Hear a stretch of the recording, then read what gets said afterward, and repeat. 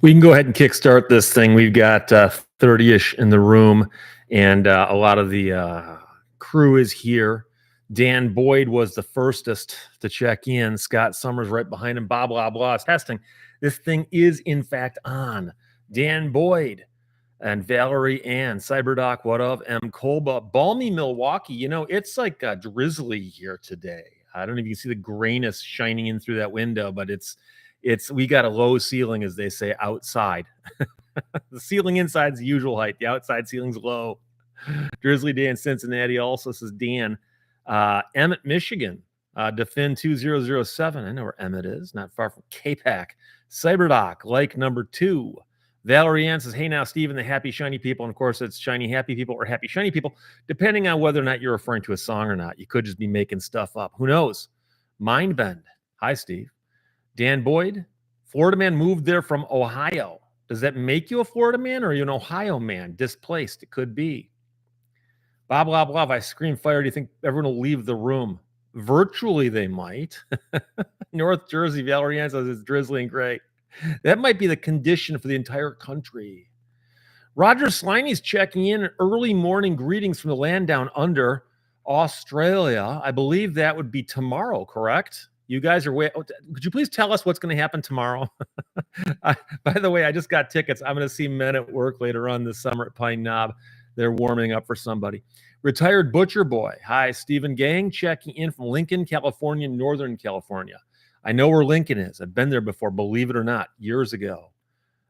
Independent Source Podcast. Hey, Mr. Lehto, I send you my complaint. Is that a sentence, or are you saying like I bring you greetings, I send you my complaint? I'm not quite sure.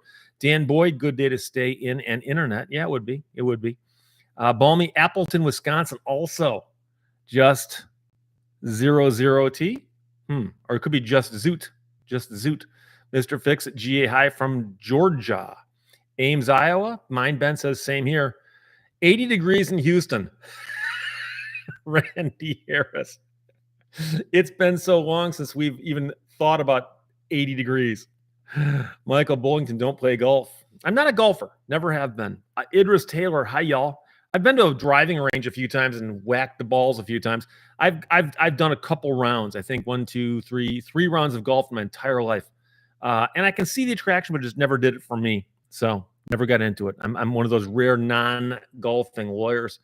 Going to jump ahead here so I don't get too far behind. By the way, last week we had a lot of people talking about the audio quality, and I said, hey, I don't hear a thing, so I can't help you. And I was reading the comments later, and I went back and re-listened to it. And I had people going, oh, dude, you're an idiot if you can't hear that. Well, while it's live, I can only hear what's happening at my end, okay? And so this all sounded fine. And when it got to your end, it didn't sound good. And so, of course, when I listened back to it, I could hear all kinds of problems. But I don't know what was causing it. It's the exact same setup from week to week. So that's what's going on there. Stephen Stapleton, hello from West Covina, not far east of Pasadena. Been there many, many times, my friend. I lived in that general area when I went to law school, straight up to 10 east of LA. Dr. Rick, hi, Steve. Great to see you. And great to see you, my friend. R. Herman, hello, Steve, and gang from Central Kentucky. Telly, New Zealand, morning from tomorrow. There you go. I've got to get to New Zealand. I've got to. Australia, yes, also, but I've actually known people in New Zealand that I've never met, except on the internet, which doesn't really count. So one of these days, I'm going to get down there. Oh, John Zeckerly, hello out there from all of us in the forest of central Wisconsin. Good morning, everyone. Doc's Cards, go Navy. Go Navy. Mindbend was actually here before the stream started, and usually he's an hour late, which makes you wonder if there's some kind of timekeeping issues there. Dan Boyd says, I still have a bunch of my 80s and 90s concert ticket stubs. Yeah, I did the article this morning about the Ticketmaster not wanting to help somebody whose tickets were stolen from their virtual wallet. I had several people say, but yeah, Steve, you just print them out and then you've got a hard copy. But then when someone steals your virtual ticket, they can still get in. If they get in before you, I think you're locked out. So there's all kinds of messes there. So I like the old paper ticket thing myself. But Johnny Quest is checking in from Wyoming, Iowa. Is it a town? There's a town called Wyoming, Michigan also, so why not? Scott Summers, cloudy with less chance of drones. No one knows what's happening with those drones back east. Greetings, Steve, from the Green Mountain state of Vermont, the Flatlander. I've also never been to Vermont, New Hampshire, or Maine. That's an area of the country I really need to get to. I've got some very large gaps in my regional and geographic visitation records. I've never been to the northwest, the northeast, but I've been a lot of other places. But who's got that kind of time? Independent Source Podcast. I emailed you it, but I'm gonna send it again. Okay, I'm sorry. It might also be that I don't recognize the name Independent Source Podcast versus an actual email address or something. Pete Nikolich says, and I was not getting a single issue with the audio. Hi, Steve. Well, if you listen to it again, the recorded version does have a lot of popping and crackling, and it was not like the plosives you get on the microphone. It was more an issue of some kind of electronic thing, which blah, blah, blah described as being like what you get from a bad wire in an audio connection where you get crackling and stuff, but some sound still gets through. In fact, a majority of the sound got through. It was just disturbed by all the crackling and whatnot. So Victor Jason, hi, Steve. Ethan's garage, 34F here in Connecticut. Is it in your garage or I actually went out and checked my garage earlier today. I like to walk around out there and make sure my Cobra and my Viper are still hanging out. Douglas Gaxiola says, I still hear pops and clipping. Okay, let's not go down this rabbit hole again today. Kiwis are some hot rodders, says Dan Boyd. Yeah, I know that a friend of mine who sells motorcycles and cars says he sells a lot of motorcycles to people in New Zealand.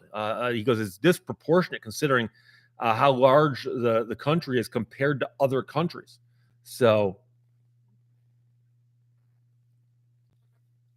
Pete Nikolich says, no audio problem, Steve. I would suggest people check their gear out.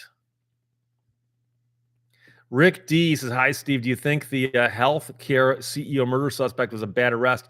Guy was just eating his lunch. Well, they didn't arrest him for eating his lunch. They arrested him for something they think he may have done a few days prior to that, as they say in lawyer speak, or before, as humans say. And I hate to even get into that because that little crime there has been turned into such a political hot potato. And who would have imagined that? But Fatty Butterpants says the Northwest is beautiful. San Joaquin News Network, good to catch you live. Ernie Blanchard, hey, I grew up in Vermont, now in Las Vegas.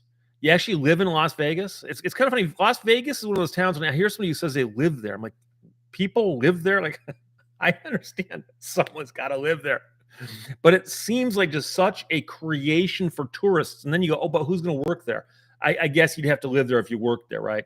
So Paul Davis says they arrested 2 dudes on Long Island for drones. Does that tie in with what's been going on there? Michael Johnson from Westland.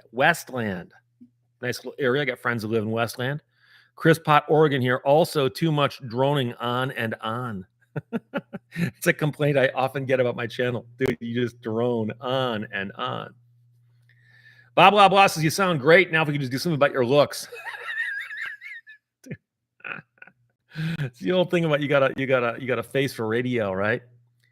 Roger Sliney says it's now 5:05 Monday, December 16th in Australia, confirming my belief that it is in fact tomorrow. So we're talking to time travelers. Victor Jason says your T-shirt is nondescript. Are you feeling okay? Oh, yes, I am. This is an Eddie Bauer shirt. This is an Eddie Bauer shirt. This is just not the same material. And this one, strangely, has no Eddie Bauer insignia on it except inside the collar, which I'd have to wear it inside out and backward for you to see that, which I won't do, although Over, Under, Sideways, Down is a cool song. But, oh, Skylar Perrone. Hello, Steve from NCSU in Raleigh. Don says, hey, New Zealand chose a drug-using party girl as a prime minister. Of course they love motorcycles. Hey, what's not to like?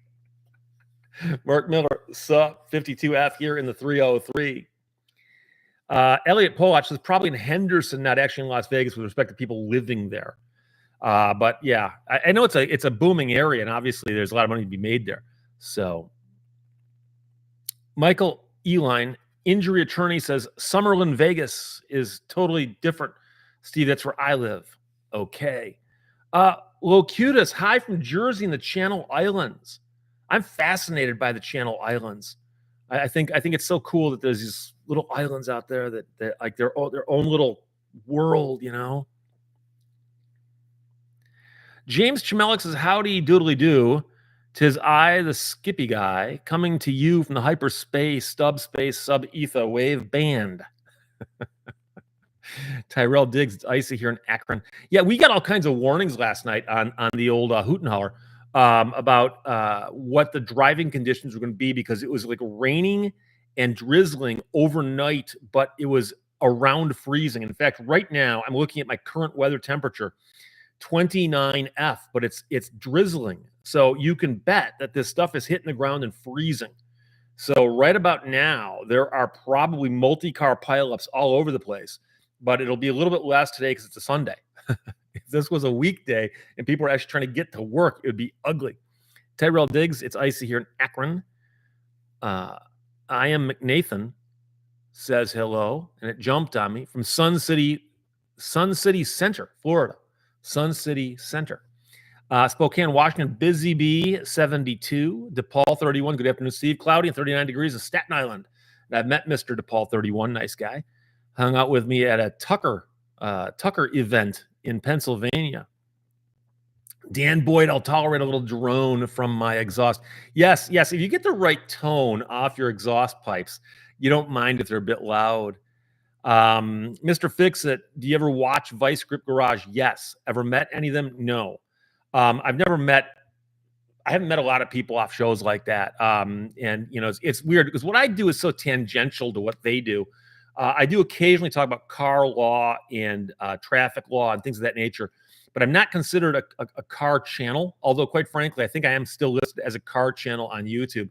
But the only car guys I really know are Sam Crack and Ed Bolian, because I've been on Ed's show a bunch of times and on Sam's show a few times. But other than that, we actually are almost in like different universes there. John Nowak Jr., hi Steve, alive in Corpus Christi, Texas. Michael Johnson, I sent you a book you should receive shortly. I hope you enjoy it. It ends up on your set. Somebody did actually send me a book. It's out of reach right now, but it's an old law book. Old law book. And I meant to have it here so I could talk about it, but I'll talk about it one of these days. I put it aside. It looks like an old law book when you see it, but when you see what's inside of it, it's even cooler. So Kingman, Arizona, Jerry Buston, I think Ford Motor Company, don't they have a proving ground someplace out near Kingman? I've heard people from Ford say about the Ford Kingman proving grounds. Steve Lehto, are you a pilot? RWP asks. No, I am not. My brother is a pilot. I know several pilots. In fact, a very good friend of mine, Dean Greenblatt, is a pilot. He took me for a flight this past summer, up and around Oakland County, out of Pontiac Airport in one of his two planes. I watch Hoover with Pilot Debrief on YouTube, one of the greatest channels out there. And it's one of those things, this guy, the host of the show, knows his stuff. His credentials are stellar. And he dissects airplane crashes and mishaps down to the finest granular detail. And he explains the stuff so well.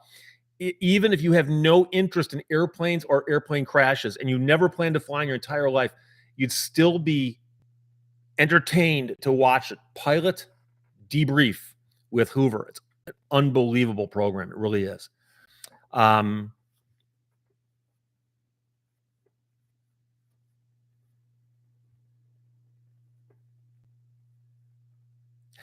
Ember Miss 69 referring to Saturday's video, the whole flag planting situation in Ohio. Why just the Horseshoe? Why not other stadiums in Ohio? And that's another example of why that law doesn't make any sense. If anything else, it'd be an equal protection problem to say, oh, we cover the field at Ohio State, but not the field at the University of Toledo. So people are free to go there and plant all the flags they want, presumably, right? So yeah, there were so many problems with that the guy clearly was doing it. I believe he's grandstanding, but there were so many problems with the law. And that's actually one that occurred to me as I was editing the video. And I'm like, I hate to go back and reshoot a video to put one more thought in there. RWP, Steve has been on VinWiki. Yes, 11 times.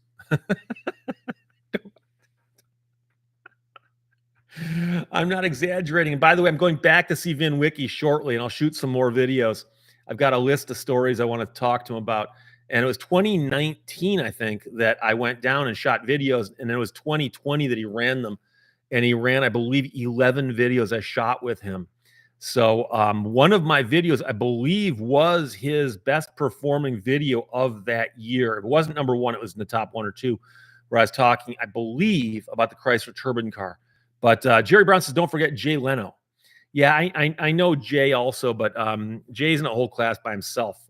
He has a YouTube channel, Jay Leno's Garage, but he's not a car YouTuber in the sense.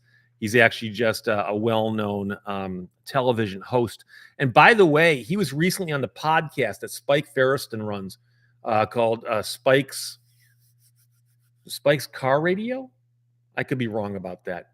But anyway, Spike's podcast. And on there, he talks about how he fell down the hill and hurt his eye and broke his wrist. And he said, and he was trying to explain exactly how everything came about. And he said, I was in Flint the night before and flew to Pennsylvania, got in kind of late, went to the hotel, checked in, blah, blah, blah, blah, blah. So he said, I was in Flint the night before. I saw him at the show in Flint.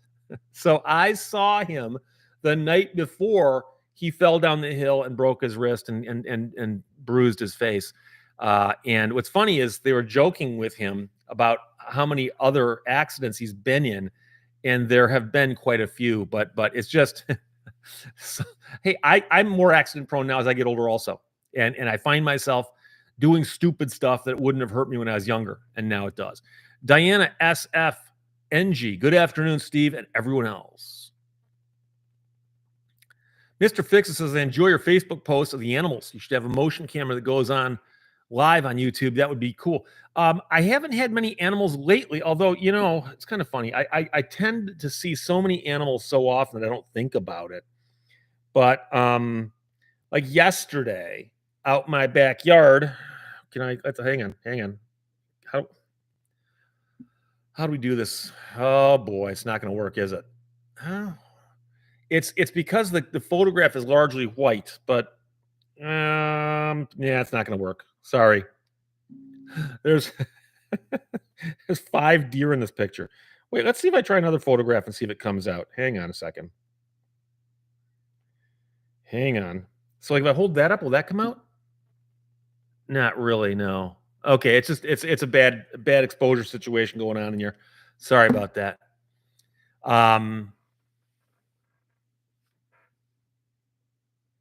Daniel Kester's in, so I didn't miss this. No, sir, you did not miss this. And we would have missed you if you hadn't checked in. Duncan Campbell, hello, Steve. Sorry, I'm late. Yeah, I understand it's probably tomorrow where you are as well. We've had several other Aussies and Kiwis check in from tomorrow. Dan Boyd says Jimmy Hoffa and Elvis Presley opened up a restaurant and bar in Albuquerque in 1981. Okay. Would have been kind of difficult to do on some levels, but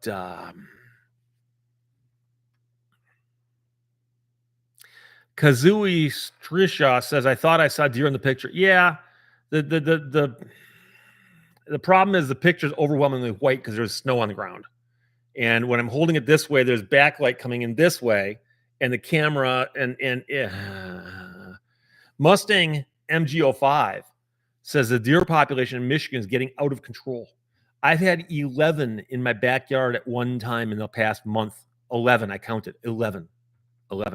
Chris Pott, any more animals stuck in your garage? I hope not. No, I haven't had any in a while. And I've only seen that woodchuck now twice since that happened. And both times, if it was him, it was way far away from my house. So luckily, they keep themselves away from the house. Fred Hoyt, hi, Steve. James Chamelik says Daniel Rossman has a live stream of his koi pond. Yeah, I don't see. That's a captive audience, right? The koi pond. I don't have a koi pond. So Skylar Perron says, whose cocaine is that in the car? What cocaine? It's a throwback. I've told that story twice about having a bad interaction with a cop who's just being a jerk. And jerk is not the best word. It should have been more harsh than that. Sig226 is Lewis Rossman. Lewis Rossman versus Daniel Rossman with the live stream of a koi pond. I don't know. I mean, I watched Lewis's channel, and I've been watching him lately because he's been talking about how some companies that get bad reviews on YouTube are now just suing YouTubers. And you look at that and go, that they don't get it. That's not how you do it. And Lewis Rossman actually in one of his recent videos said, and guys, if you want to sue me, please sue me. Go right ahead. Let's watch what happens. Like, he doesn't care. He hadn't gotten sued, but another YouTuber had been. But he's kind of like, hey. So Dan Boyd says domestic cats will sometimes chase away deer. I don't have any cats, but I've got some. I think they're strays. I don't think anybody actually owns them, but there's cats that wander around my property, and I often see them in different places, and they set off my cameras. And there's two that I'm familiar with, but they I don't think they'd come if I called them. I think they bolt when they see me. So DT254 says, "Hey, Steve, I have a suspension on my driver's license. I can't get any help. I sold my Ford Taurus to this guy. He didn't get the title transferred over. He had a car accident. Now I have a $20,000 judgment. What state are you in? Because you're going to need to do a lot of stuff there. But that's one of the things I've talked about before is that in many states, there's owner liability, and the owner is presumed to be the person who is titled to or registered to. And that I explained, if you sell a car to somebody, you've got to make sure the title gets transferred. And I hear from people all the time about this who say, I sold a car to some guy and he never transferred the title over. Now I'm getting tickets and towing bills. And that, of course, is the worst case scenario right there. Go out and get an accident in the car, skedaddle, and they go, who owns the car? Oh, this guy does. So Kevin Ball checking in from Fowlerville, Michigan. Love your channel. My father worked for a while in Howell, Michigan, which is kind of out in that direction as seen from the perspective of looking at how close things are to Detroit. And you can see there used to be I think a railroad line that ran out there basically parallel to Grand River. And Fowlerville is a neat little town. You know, I love that area out there. The Midnight Bandwidth says, I got pulled over recently and the officer got my name wrong on the ticket. I called to try and correct it, and they changed it to the incorrect name again. Oh, boy. Mark Miller, are they feral cats in your yard? They could be. I don't know. I've never been close enough to see they're wearing any kind of collars or bells or tags or anything like that. Problem is, I spoke to a neighbor who said, yeah, my neighbor on the other side of me feeds them, and unfortunately he feeds them and they multiply. Be fruitful and multiply. And don't get me wrong, I love animals. I absolutely love animals. I love cats, I love dogs. But you can't just feed strays and let them just multiply like that, because that's not good for them. And I'm gonna let you know right now, the day I took the photograph of the deer, I had a nice fresh dusting of snow on my driveway. And I went out to see if it was deep enough to where I could break out the snowblower, because I like to, I'm still having fun with it. I have a big snowblower. It was a perfect set of coyote tracks down my driveway. They were not cat, they were not dog, they were not fox, they were coyote. They were coyote. And I've got at least 2 coyotes on my property or near my property, enough to where they pop up all the time. And so I'm here to tell you that I suspect that the cats are going to start going the way of the rabbits. Every single year, I watch the rabbit population do this over the summer. It peaks, it drops, it peaks, it drops, and they're feeding the coyotes. And so, if you don't mind feeding cats to feed the coyotes, go right ahead. But it's unfortunate, because people are thinking that they're doing good, not well, but good, when in fact they're not really doing much of good at anything. So, Uncle Dave 54 says, "Go Lions." Okay, I got to tell you right now, I have to take back everything I've said about the Lions. Not historically. In other words, they were bad for the longest time, bad management, bad coaching. But they're doing so well this year, and they did so well last year that I got to go. Okay, fine. I'm not going to forgive them for everything they put me through for the last 50 years, but they're good this year. They're good. So I'm going to jump on the bandwagon along with the rest of you and the rest of you who are jumping on that bandwagon with me, and we'll be rooting for them for the rest of the season. Padre, once I got my license renewed and they had the expiration date as my birth date. Oh, they switched it around. Mustang MG05. The last couple cars I sold, I went with the buyer to the Secretary of State's office and made sure the transfer was made. Ounce of prevention. And I'm here to tell you right now that I've done videos and I've preached this. And I remember doing articles for Jalopnik back in 2013 or something, 2012 at Jalopnik. And I'd say this, and people in other states, oh, you don't know what you're talking about. You're stupid. You sell. I've sold a bunch of cars, never gotten in trouble. And you know the argument when somebody says, "Hey, it'd be a good idea to do this," and you go, "I've done it lots of times and never got hurt." Oh, okay. I guess I'm wrong.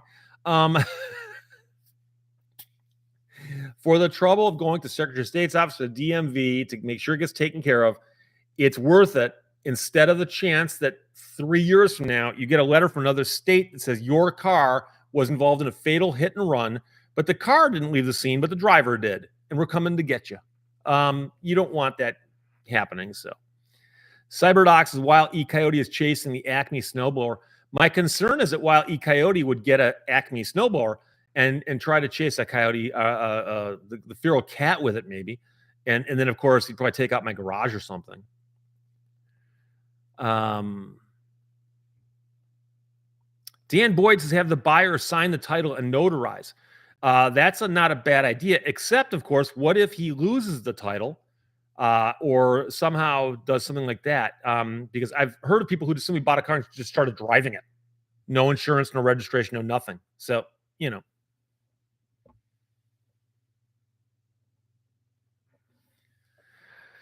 Fatty McButterpants, a coyote ate my cat. I refuse to buy anything from Acme ever again. LaShonda, go Lions. Vorpal bite, Haitians ate my cat. No, I think it was an algorithm that ate my cat. The prodigal stranger sold a car recently. The buyer insisted he got to keep my plates. I understand there's a couple states out there to do this. Like Florida does it. South Carolina do it. JP's not in the house. I don't know. But there's some states where the plates go with the car unless they're personalized or something. And that to me has never made any sense at all. Because I don't know. It just bothers me. And that's one of the problems is that, like Michigan, for instance, will actually allow you to drive a car without a plate on it if you just bought it within so many days, so long as, it's a very short period of time. Even that's dangerous. Cop pulls you over and goes, you've got no plate. You go, I just bought the car. Here's the bill of sale dated yesterday. And here's the title signed over to me. But again, I'm not a big fan. So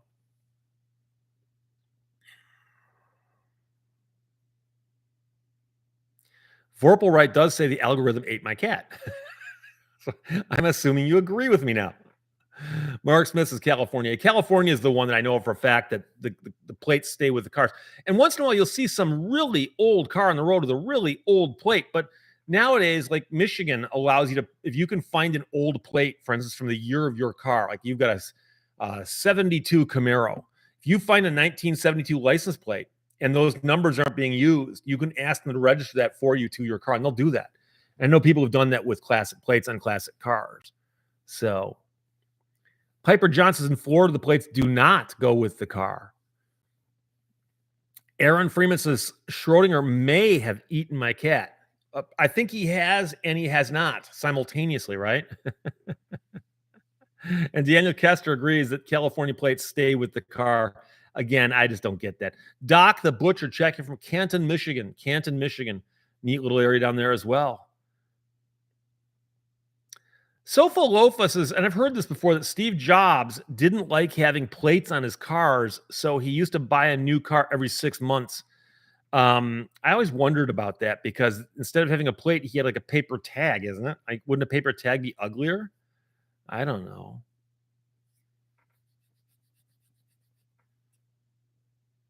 Mrs. Teresa says, "Hi, Steve from Geneva, New York. In Maine, I had 11 cats. A fox has eaten 6 of them down to 5." Oh, and that's the problem. The swarm says they are doing good. What's wrong with feeding coyotes? I I'm gonna let you know right now. I love coyotes. I actually like all wildlife that stays in balance and stays where it's supposed to be. I don't want a deer standing on the hood of my car. But if a deer wants to walk through my backyard and look at me funny all day long, I don't care. Coyotes, I've never actually seen them with my own eyes. I've got them on cameras and I've seen their footprints, and I know they're out there, but they keep to themselves. Occasionally I hear them, but again, never seen them. I love the coyotes.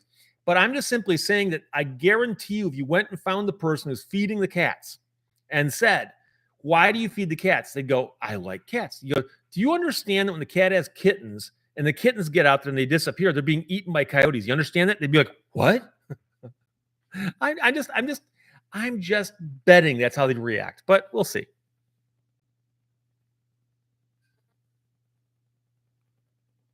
Choo Choo 405 says, "I thought there was a form to fill out to tell the state you sold a vehicle. In some states, yes. But here's the problem. And I know this because I've sold a car in a state that did that. And there's a little thing you tear off the title and you fill it out and you send it in and you give the title to the person who's buying the car. What happens when they don't register it and the car gets in an accident, especially if they take it to another state, and then you say, "But I filled this thing out and sent it in here." It's still going to be a mess. It's still going to be a mess. But a slightly lesser of a mess. Mark Miller, my Ring camera caught a fox on my front porch here in Metro Denver the other day. Oh, cool. I've got video of foxes. I had one that was doing laps around my house for some reason. And I'd pick it up here, pick it up here, pick it up here, pick it up. I could put them all together into like a little time lapse. Josh White's checking in from Sunset, Texas. Wondering what that icon is for. The blue and red. It's a little bit too small for me to see. M. Colba, Wisconsin car and truck plates stay with the owner, but commercial truck plates stay with the vehicle. And I like those plates. Is that of Maine where it goes semi-permanent? Not fully permanent, semi-permanent. Or is it permanent for a semi? That guy 2105 says, "Steve, do you eat your pasties with ketchup or gravy?" And here's the funny thing. I prefer butter. But if no butter, I'll go ketchup. And so many people are probably wondering, I haven't read the comment section yet, but I'm willing to bet you that there's comments under today's video going, "Why are you wearing a shirt that says Rutabaga across the front?" It says Rutabaga, nothing else, Rutabaga. And at the end of the video, I show a photograph of the back of the shirt, and the shirt's from a place up north Michigan called Lehto's Pasties. And there's no relation, but every year I get dozens and dozens and dozens of emails from Steve. Steve, are you related? Are you related? And there's just a place right by the highway that everybody sees. I don't mind being asked. I just say, nope, no relation, no relation, no relation. But I go there all the time. Every time I pass by, I stop in. I get a couple pasties. For those of you who don't know, it's a meat pie about this big, and they're portable and they're easy to eat while driving, I hear. But one will fill you up, and inside of it's got meat, potatoes, carrots, bunch of other stuff, and rutabaga is one of the keys that makes a pasty taste the way it tastes. So rutabaga is why it's a secret ingredient. That's why it's spelled out so loudly in the front of that shirt. So Beleaguered Castle says, "Speaking of plates, why do some states let us keep our old plates and some don't?" That's the beauty of living in these United States. Each and every one of them has got their own laws, and sometimes they make sense and sometimes they don't. So Lone Dragon, never buy Schrodinger's RV. Why? Because it's both defective and not defective at the same time. Trust me, it's just defective all the time.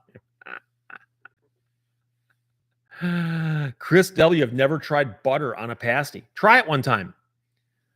Dan Boyd says mustard works well in most places in which ketchup does. I can see that. I've never put mustard on a pasty. The problem is most pasty places like the Lehto's Pasties in St. Ignace, isn't a sit down place. It's just carry out. And even if you want to eat there, they've got picnic tables outside, but it's they give you napkins and they say if you want gravy, we'll give you gravy or packets of ketchup. I've never seen a place that has mustard. And even when I ask, do you have butter? They scowl at me. Now, there's a place called Muldoon's Pasties in Munising, a little further over and up. Muldoon's is really good also. And they have butter. So when I ask for butter, they understand me. And I'm sure they're thinking, hey, here's that guy again. He's the one guy who wants butter. Dan Boyd says spam is to meat what particle board is to wood.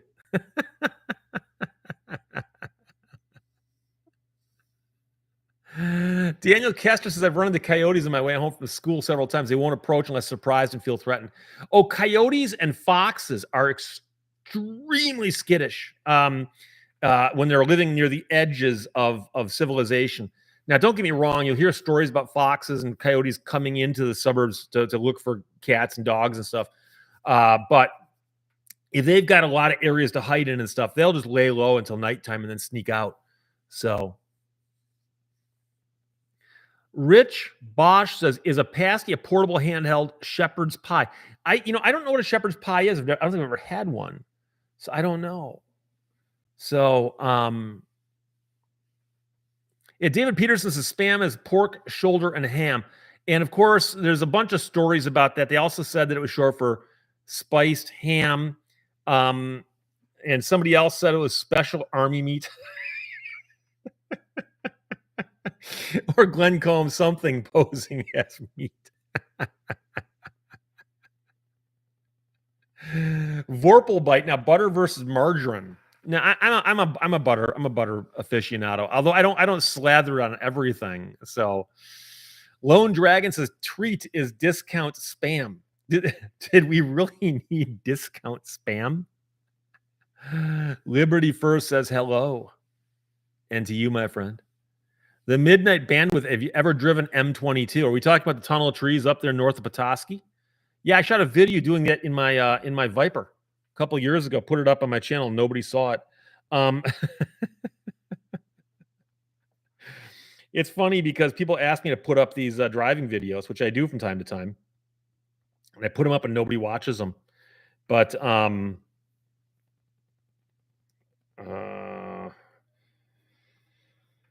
yeah, it's also a brand now, M22. But yeah. Chaos Rain says mayo and ketchup for fries is pretty bomb. I've never tried that before. It sounds a lot like the secret sauce on a Big Mac, though, isn't it? Jennifer Reeves, I like spam. I haven't had spam in years. My mom used to bring spam. I may have told this before, but my mom. So I've got 5 older brothers, so 6 boys, and my mom and my dad.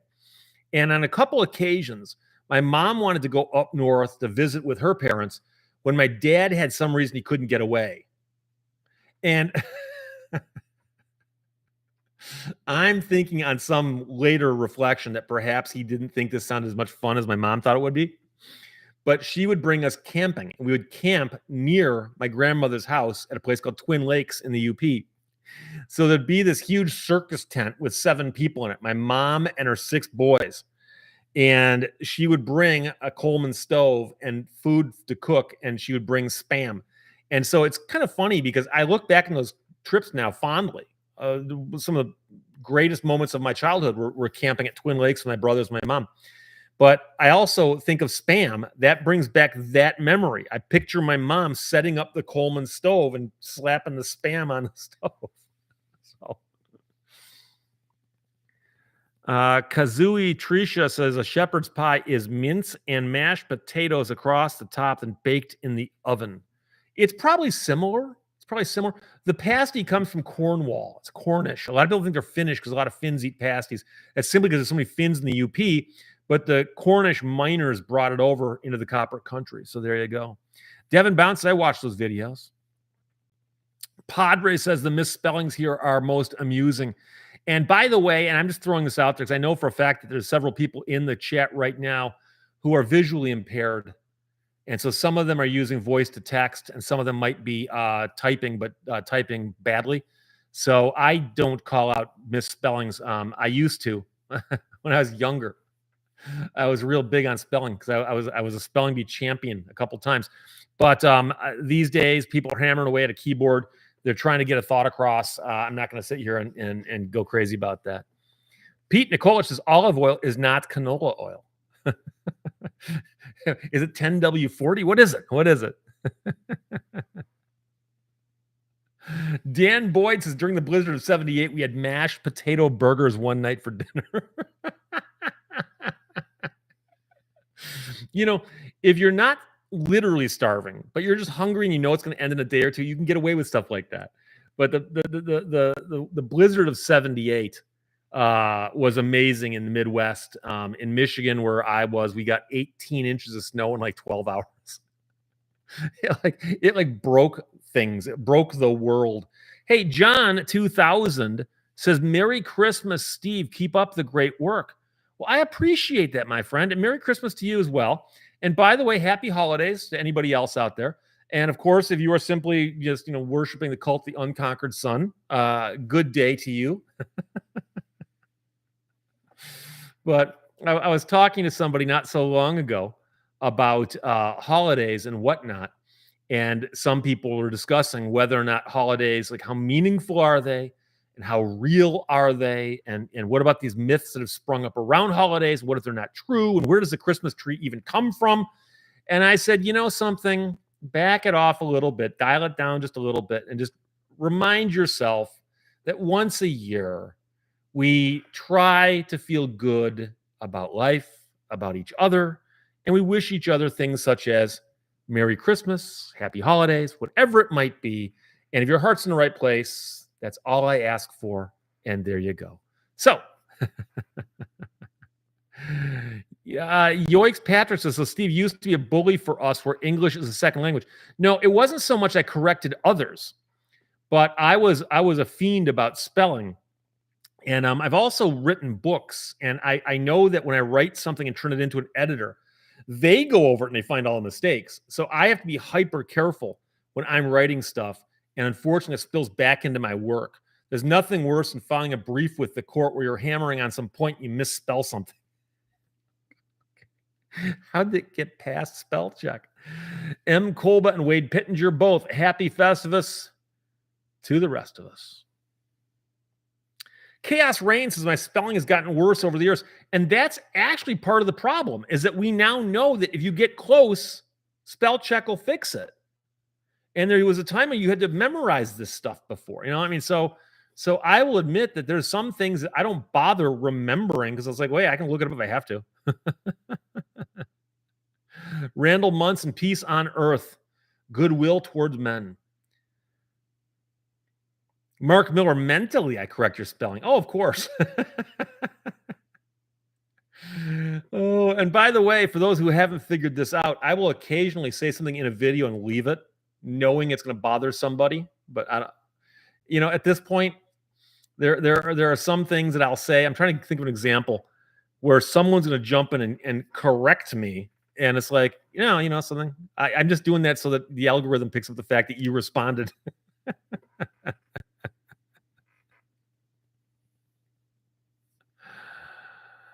MHO8, when is the airing of the grievances? I believe that's coming up shortly.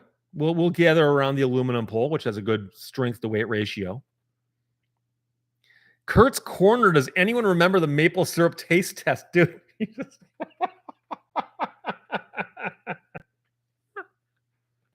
That just gave me the willies. Oh my. Somebody sent in a thing of maple syrup for me to put on my set, and somebody else sent in one from their corner of the world. And next thing you know, I had like 5 or 6 samples of maple syrup, and people were joking about which one's the best. And I said, I should do a taste test.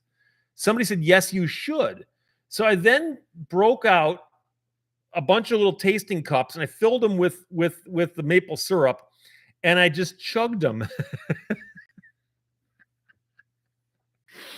I had a sugar buzz. I swear to God, I may have damaged my liver that day. It was, oh my. And just thinking about it, I don't think I've had maple syrup since then. It was rough. It was maple syrup in small quantities, like on pancake or something, But oh my, I was guzzling it, and it's one of those things that sneaks up on you. It's like drinking cough syrup, but like the gallon. So thanks for reminding me.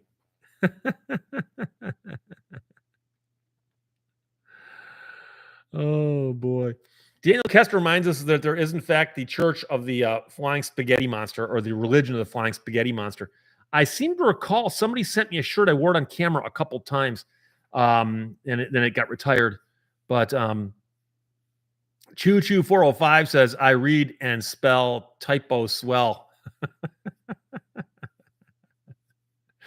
Doug Jones, I rely on spell check too much that it changes to the wrong word and I don't catch it. Worse, there's some things like, when you're typing on your phone, if you type ITS, automatically puts an apostrophe in there.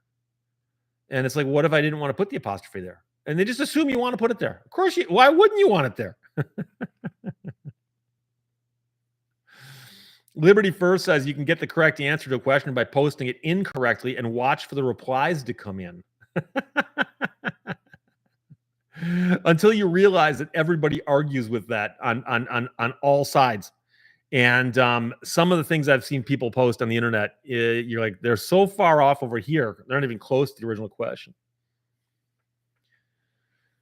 Yoikes Patrick says, what kind of monster chugs maple syrup like it's Jaeger? Well, it was to prove a point. And it's one of those, I've said this before. A lot of times I have a thought where the thought process goes like this. I have a thought, and then I tell myself, that sounds like that would be funny. Whenever I tell myself I'm about to do something that sounds funny, I should probably ask myself a second time, are you sure? Because about 5 minutes after the last shot of maple syrup, I'm like, I may need to go to the hospital. This is bad. Lone Dragon says maple syrup could be an ingredient in Lehto slaw. It could be the missing ingredient, the secret ingredient. Vinny Northwest says it bugs when people get sight, and sight wrong. Sight like as in a citation, sight as in your eyesight, or sight as in sight as in a reference to something, and sight as in a place. Yeah. Oh, molasses and baked beans, MH08. There you go. John Zablak says bees like maple syrup. I'm sure they do. I used to have a pear tree on my property years and years and years ago, about 5 houses back, and the pears would fall on the ground and get crunched. And oh my, there'd be a haze, a virtual cloud of bees working those pears. Oh my gosh. Offensively, Norma, please tell me we're not going to see a maple syrup challenge on YouTube. We could turn that into a TikTok challenge. Tell the kids that all the teens are doing this. You get a cup this size, fill it with maple syrup, and drink it as quickly as possible for laughs.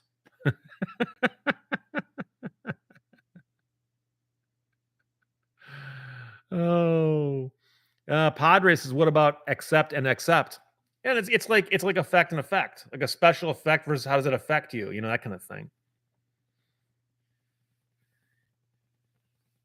Vorpal bite is currently unsupervised. The possibilities boggle the mind.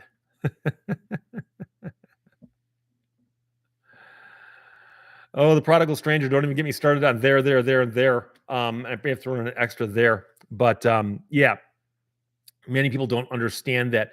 And I think, unfortunately, a lot of times people are typing and they're not proofreading as they type. And, the system accepted it as a word, or it autofilled it as a word. And it may have done that wrong, but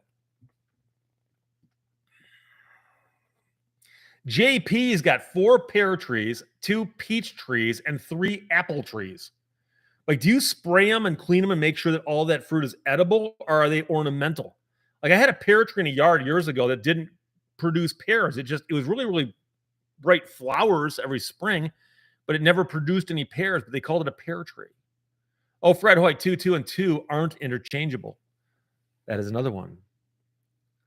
Toxic Whis says you need a red solo cup. I got an orange solo cup today. We had a guy check in last week who said he didn't know they made solo cups in other colors. I said, yeah, they make them in all kinds of colors.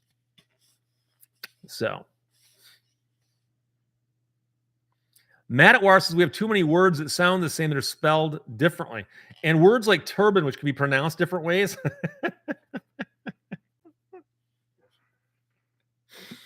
There's a video on the internet of Jay Leno driving his turban car that he just got back from Williams International. In the passenger seat is Greg Williams, the president of Williams International, the company that makes jet engines, and just prepared the turbine engine in Jay's car.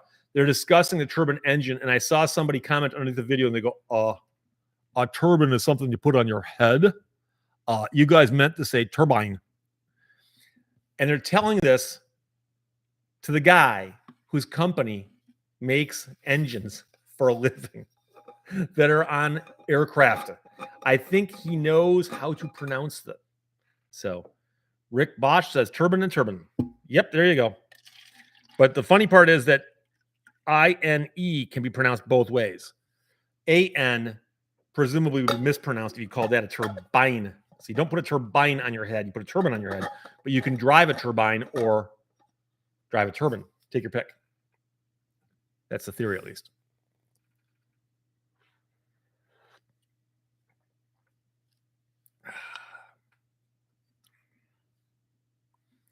Kazuistrisha says, I'm dyslexic, so spell check is my best friend. Yeah, Aviva Rabinowitz points out that for non-native speakers, it makes no sense because you got height and then right, which rhyme but are spelled differently. And then, of course, you can write something differently than you spell your right hand. And yeah, and the English language is a garbage can filled with words that we've gathered from other languages and mixed them all together and just spew them out. And they often retain their original spellings. That's how you can get, so many different spellings of the same phonemes. Yeah, Fatty McButterpants is ending a sentence with a preposition is something up with which I will not put. And the prepositional ending of a sentence is one of those things that old hung up English teachers get all upset about. And they go, oh, you can't end a sentence in a preposition. Says who? Why not? Especially when you're talking. I always get really upset when people will correct me when I'm speaking like this. And they go, hey, you just used an incorrect sentence construction. You just split an infinitive. You just used a sentence fragment. Okay, this is not going to be published in a book that'll be at the library and kept at the Library of Congress and studied for decades to examine for proper English usage. Okay, I'm just talking. Not talking, I'm talking. Talkin apostrophe. Because that's how I talk. Okay.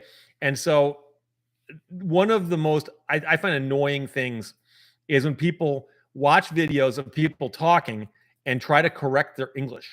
And so if somebody asks me, how do I feel? I say, I feel good. No, you feel well. No, I feel good. I'm good with that. I feel good. No, see, good is an adjective and well is an adverb. Yeah, I'm describing me. I'm also tall. Tall is an adjective, isn't it? So I can feel good. I can feel tall. Rich Bosch says, how do you diagram a sentence that ends in a preposition? Well, you probably wind up diagramming it differently. But remember, diagramming a sentence is something people do later to study sentence structure. But just, there's several different ways you can often phrase a sentence. So.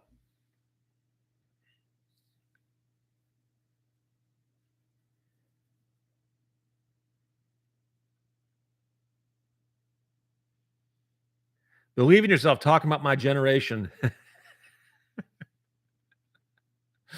I remember hearing The Who on oldies stations back in the 1970s. Who'd have thought they'd have such a long and storied career? Oh, Mary Fox, don't forget about the dangling participle or the split infinitives. Old paints as well is also a noun. Well. Valerie Ann, do you feel bad or badly? I felt badly about it. And it's when you hear people say that, it's like, oh, we got an English teacher in the house. Oh. Did you cover the Minority Report case in Florida? Says Fubar FPV. Yes, I did. A couple days ago. This past week, I did. Johnny Quest, 1940s Bugs Bunny pronunciation is Toybin. Toybin.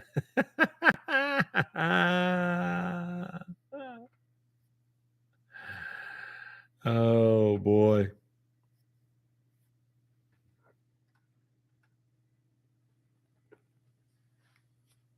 Wadley 99 through and through. Although THRU, I think, is considered to be a shortened version of a longer word or an abbreviation of some sort, but it's used in a lot of street signs to save actual characters. So I think it's becoming more accepted. Jay Klein, my mom was an English teacher. So was my mom. My mother taught English. She was a librarian. She had a degree in linguistics. She spoke Finnish fluently and English as well. And of course, the greatest thing ever is that my grandmother taught Finnish, English, and Latin, and I believe German at the college level. And she was fluent in Finnish and English, and understood the others well enough to teach them. So Uber finds says they don't teach kids to write in cursive, so it's not likely they teach sentence diagramming. You know, I don't understand something. If they don't teach kids cursive or things of that nature, okay? I mean, I seem to recall, I'm pretty sure I went to school from kindergarten through like 12th grade or so. And I remember being taught things along the way. And so we're reading here, and we're writing here, and we're doing cursive here, and we're doing fractions here, and we're doing division here and multiplication. Next thing, we're doing all kinds of polynomials and stuff. And the question is, if they remove something like cursive from the curriculum, did they replace it with something? Or did they just shorten the day or give them longer nap time? Like what is it that you know? I mean, in other words, if you've got enough stuff to teach in this time frame, it seems to me you'd bump something out. You'd bump something out to put something else in, right? What went in there? So Rich Botch says, so without cursive, how do kids sign their signature? I think they just learn to slop it on somehow. I mean, remember that technically speaking, any mark you make that's intended to be your signature is your signature. That's why you can make an X. The problem is it's so easy to fake that. So you want something distinctive. But Glarice Butts says most signatures aren't even cursive these days. You know, I haven't read a lot of signatures lately, but I do see a lot of them on pleadings, and ones that are hand signed look cursive to me. But Mrs. Teresa, 1999 says every time you laugh and say "oh boy" like that, it makes me think of the TV show Quantum Leap with Scott Bakula. Did you used to watch that too? No, I've never seen it. I'm not kidding you. I've never seen that show. Never seen that show. Randall Munson says new math takes longer than traditional math. Okay, here's the thing. I saw someone post on the internet, which may or may not be true, but I believe it's true, where their kid brought a piece of homework home and they did the homework and handed it in, and the teacher marked that they got the wrong answer. And the homework was, how many things are in this diagram, and don't count them, but show us how you do it using multiplication. And there were 5 across the top, 5 rows, or 5 in a row, but 4 rows. So it's 4 rows of 5. And the kid had written 4 by 5 equals 20. And the teacher marked it wrong and said, no, it's 5 by 4 equals 20. And you understand that 5 by 4 or 4 by 5 is the exact same thing. You can just reverse them. And whether you count across the top or count across the side is irrelevant. It literally, you shouldn't be saying, oh, it matters, because it doesn't. One of the great things about certain number patterns, this times this equals this times this, or this times this. That's how numbers work. And so to say, no, we always count across the top, then down the side, you're teaching something that's irrelevant. It's meaningless. And I'm reading it going, that can't be how they're teaching math these days. Is it? Or was that just the teacher didn't quite get it? Aviva Rabinowitz says, yes, they learned to type a lot earlier. That was something I've been curious about. Now, I know people who are in schools. I've been meaning to ask this because I took typing as a class with typewriters in 7th grade. And I remember thinking at the time, I'm not sure I'll ever use this, but and what do I have in front of me all day long is a keyboard. And so, I realize how important it is. And then I see little kids using iPads and so on. And I ask myself, I wonder if they actually know how to type, or do they just pack around looking for the keys? So I don't know. Wade Pittenger says that's the commutative property of multiplication and addition. And likewise, the addition is the same way. 1 plus 3 equals 3 plus 1. And so once you start spotting those formulas and those patterns, it makes math much easier. And why would you complicate it by saying, oh, no, but you got to count this way and this, not this. Oh, boy.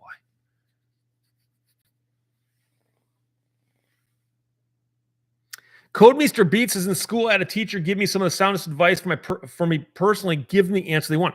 Well, that's true too. But my point is that they shouldn't be teaching something unnecessary like that. But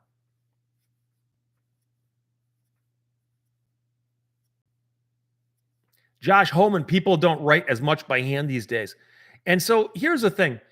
You know that most people have got a phone, and their phone contains all kinds of things, including a calculator. But if push came to shove, and I gave you a pencil and a piece of paper, could you do long division of, like, say, a 3-digit number into a 5-digit number taken out to 4 decimal places? And people my generation can. And I've had people go, but how often do you need to do that? I've had to do it. But don't get me wrong, I could spend just as much time going to find my phone.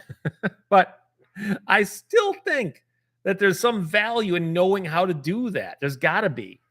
So Lewis Browning says the Wile E. Coyote rocket is stuck at the Jackson, Michigan post office. Did it get lodged there because it had been fired incorrectly? I'm just joking.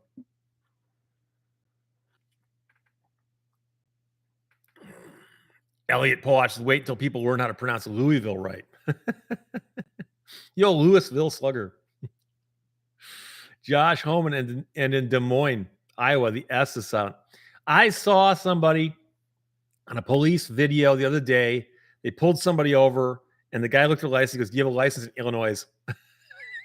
No, the cop was not in Illinois when he asked the question.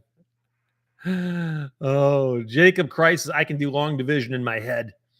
Occasionally you meet savants who can do that. It's an impressive thing. And then, of course, the question is, what do you do with it?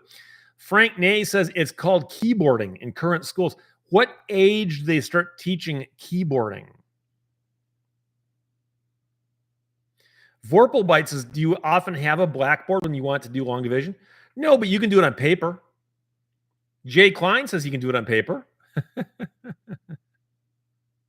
James Pepper said he lived near an Acme, but they didn't have the cool stuff from the cartoons. Lewis Browning, Louisville. Is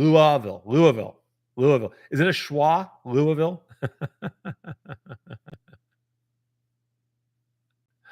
Madcap 57 says I'm trolling the trolls. In a roundabout way, I am, because there's some things I'm having a mental blank right now. I've been thinking about making a list of them and putting them all in one video just to see what happens. It might cause the internet to implode. Elliot Polach says that I am actually saying his name correctly. And I probably said it wrong there, but I do what I can. Bob Labos says my ex typed at 90 words per minute. I remember the Flip Wilson show? It didn't run for a long time, but Flip Wilson had a comedy talk extravaganza thing.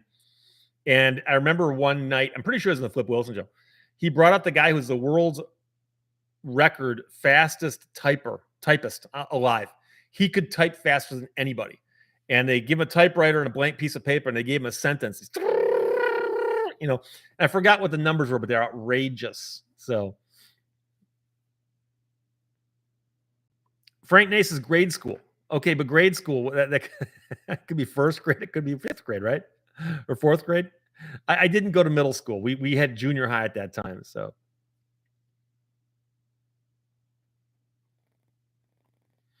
ghosts, graphing calculators. Remember Hewlett Packard calculators, and they had that reverse notation? 3, enter. 3 times 9. Hey, how'd that work out? And I had one. And I had friends come on and go, hey, can I borrow your calculator? And I was sure. And I would sit there and laugh at them. And they're going 3 times 3. Wait, nothing's happening. Nothing's happening. What's going on? Wait. I'm going, you're doing it wrong. M3, my typing teacher in Detroit was a former Army sergeant. Wow. Hollywood says, guess he's keeping it light and fun. Are you referring to me? Sundays tend to be that way.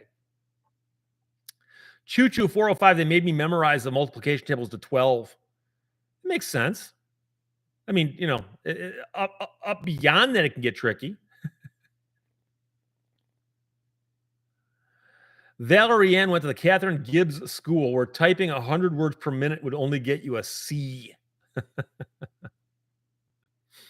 Johnny Knoxville's in the house. He says right now he's at 65 words per minute, but in 10th grade, probably a little faster than that, maybe. 10th grade in 91. Daniel Kester says we got to remember Flip Wilson and thank him for the high five. Remember when people used to do it this way? Ooh, slap me 5. Offensively normal. The quick brown fox jumped over the lazy brown dogs. And if that wasn't plural at the end, you wouldn't have the letter S, right? JJ says I can do 20 words per minute in Morse code. Dan Boyd Abacab.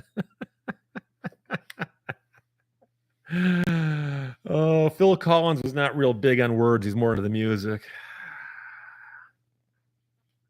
Solid Pixel can do 60 words per minute with 2 fingers.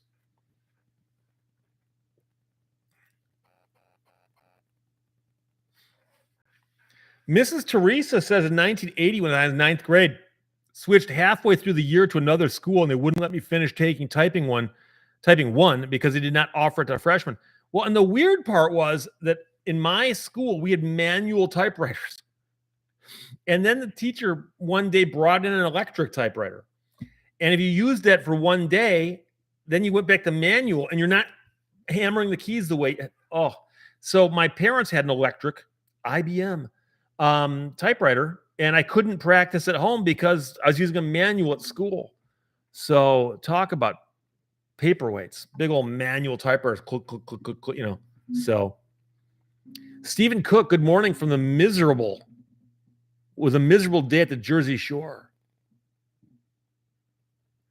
Yoix Patrick says, if you give me a paper and pen and tell me to write, you get English that's closer to hieroglyphics. Yeah, I have the same problem. I can print if I have to, but if I'm just taking notes for myself, occasionally I go back and go, what do I think I meant with that? MHO8, remember the first time I used an Olivetti. Sweet.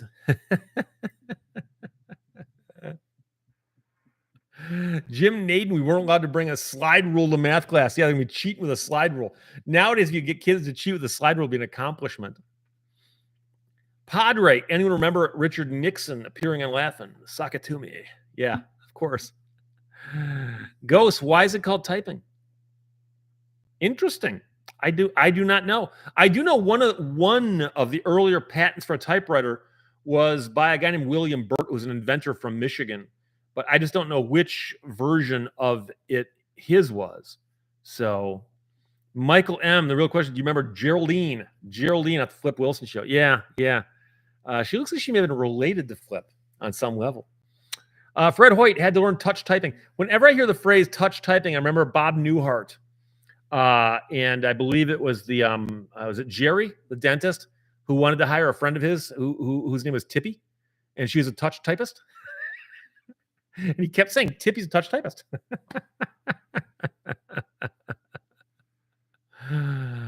Oh, Choo Choo 405. Remember using whiteout?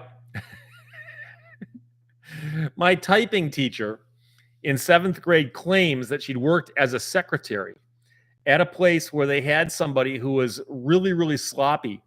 And for a birthday gag gift, they gave her a gallon paint of white paint, a gallon can, and a roller. Because she was so famous for just fixing everything with whiteout. And then remember when they came up with the little piece of plastic you could put in there and hit it again, and it would type it on top perfectly? You didn't need to use the whiteout anymore. Johnny Knoxville's asking for a check-in. Have you seen any UFOs along the Jersey Shore today? And again, that's one of those mysteries that's been in the news for a little while. We're not quite sure what's going on there. Oh, somebody mentioned Dan Boyd, automated typesetting. You know, the linotype machines are the craziest things ever. The machines they used to use to set type for newspapers in the old days.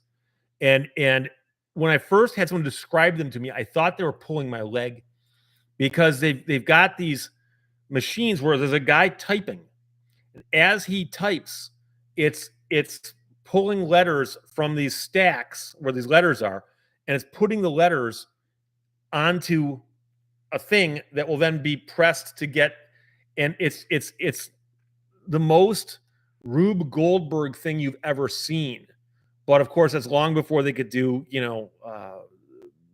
typesetting like you can do on a computer now with like Adobe PageMaker or something, which I don't know if they do that anymore either.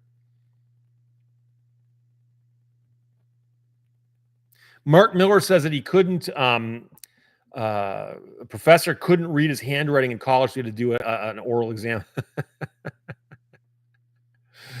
In law school, I actually hand wrote my final exams. About 10 of my friends actually brought in typewriters. You were allowed to bring in your own typewriter as long as it met certain criteria, and you could type the answers. And there was a school of thought that says that if you type the answers, you're more likely to get a better grade because they're easier to read. But I couldn't bring myself to do it. So I hand wrote out these answers in the blue books. You hand in 4 or 5 blue books at the end of an exam, and your arm hurts and your brain hurts. So Bob Blah Blah says I have a piece of artwork that is made from typeset blocks. Wonderful piece. Oh, the stuff is really cool now. It's very, very goth, very, very steampunk. Johnny Knoxville points out that the Pentagon doesn't know what they are, but we're safe. And you understand that could be one of like 16 different things. One could be they don't know what they are and they're scared to admit it, or they know what they are, but they don't want to tell you. Or there's a million other possibilities. Oh, Art asks, greetings from the mythic Central Jersey. Sarmaleta is delayed by drones. Have we discussed the folding chair yet? No, we have not. The question is, can an algorithm eat those drones?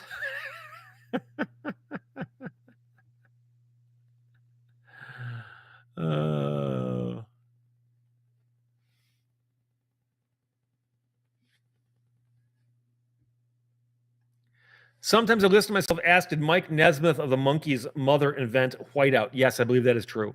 At least that's what they always say. And Mike Nesmith himself was also considered to be, in a roundabout way, like the godfather of MTV. He and another guy pitched the idea. And when it was accepted, Mike Nesmith said, I don't want to get involved.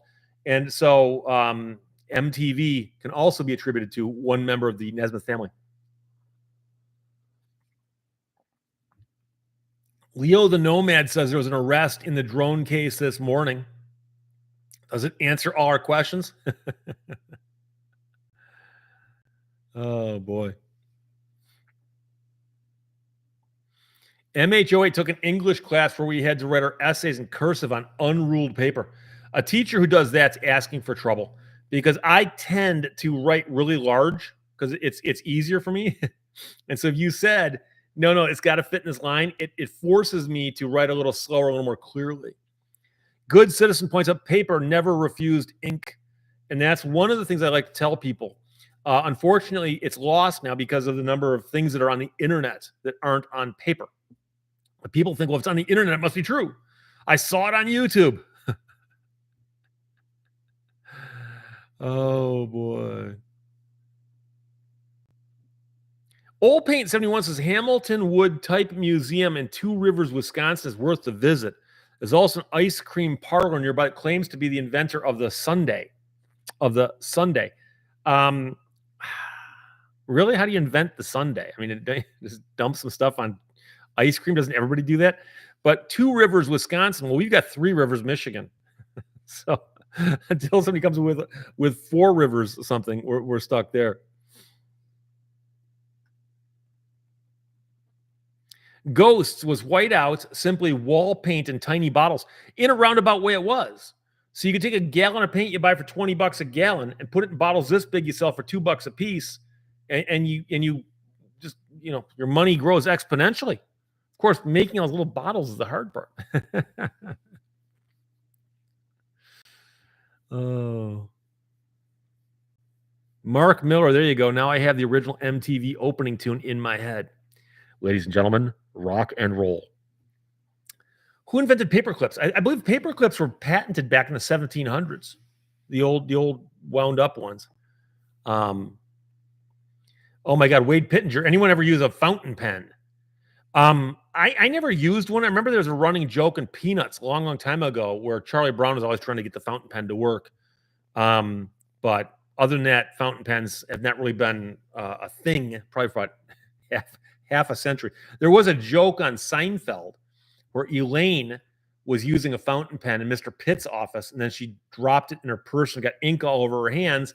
And then at one point, she grabbed him by the collar and was shaking him and turned his collars black. And then he wiped his face and put some ink in a rather inappropriate place when he went and started talking about taking over Poland, the Springwater Company.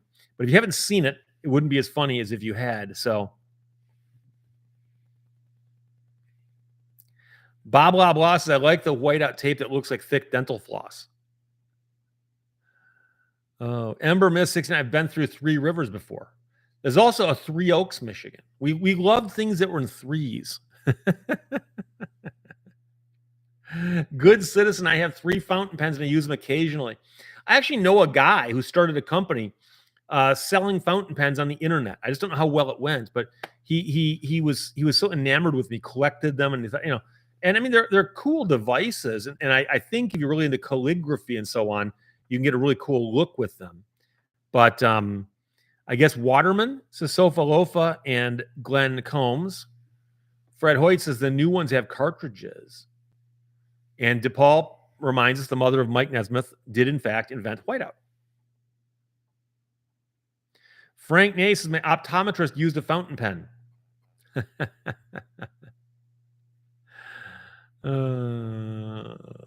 Rhine Labs says, I think I got the California Attorney General to investigate another right to repair violator. Huh, cool. Let us know how it goes. Mary Fox says, I worked at the middle school. Students weren't allowed to use whiteout because we feared they would sniff it.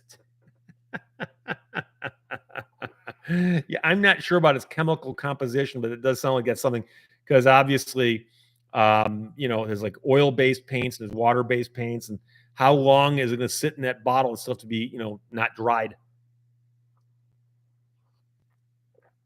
Ghost said a paper clip received an American patent in 1901. I might be thinking of a safety pin. Very similar, but different. Good Citizen says 3 Mile Island. See, 3 miles, though, is not a collection of 3 things. Is one thing that is a dimension of 3. Devin bounces, our village has 3 idiots.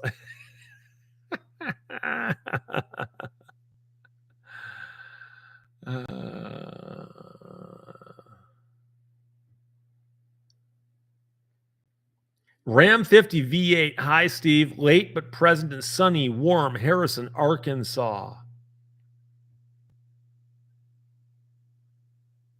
Image Docre says, I saw an interview with Mike Nesmith where he said liquid paper was made out of simple household products, not paint. Was his mother a chemist of some sort? Like, I'd be curious about that.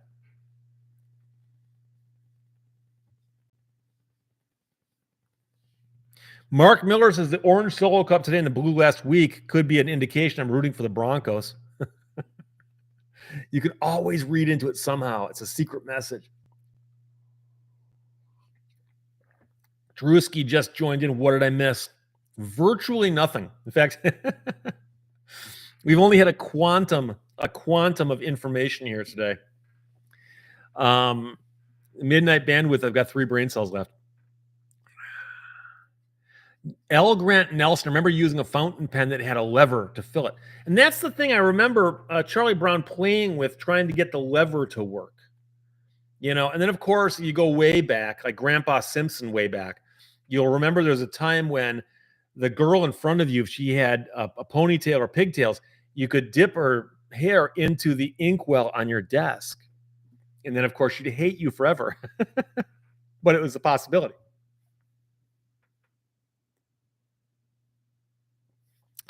Jerry Brown says the first bent wire paperclip was patented by Samuel Fay in 1867. Well, what about the first safety pin? Come on, work with me here. I look it up. I'm busy. Rex Foucher says a fountain pen on a pressurized aircraft will often leak in one's pocket. I'm always paranoid about bringing pens on board airplanes. I've never had a problem, but I've always wondered about that. Yeah, the Swarm says we had a classroom of manuals and 4 electric typewriters. We'd rotate through them, and when we were powered, our words per minute went into orbit. Yeah, and then you go back to manual, and you're like, you're not hitting them hard enough. You're like, what the? So, Leo G. Doss in all caps asks if any information about the sheriff who went into the house saying, "This is my house now." I do not have an update. No, if one gets updated and made, I will do an update on it. MHO8, I've got a mimeograph machine. You mean the type that you cranked and it prints in blue and it smells? Isn't there a joke in Ferris Bueller's Day Off where the teacher hands the stuff out and they all smell the paper?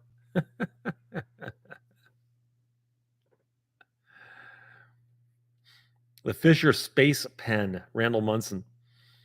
Ember Mist, anyone ever been made to use a quill and inkwell? I personally haven't. However, this is just for a laugh poll. Yeah, like I said, I think that goes back probably to like the 30s or 40s or earlier.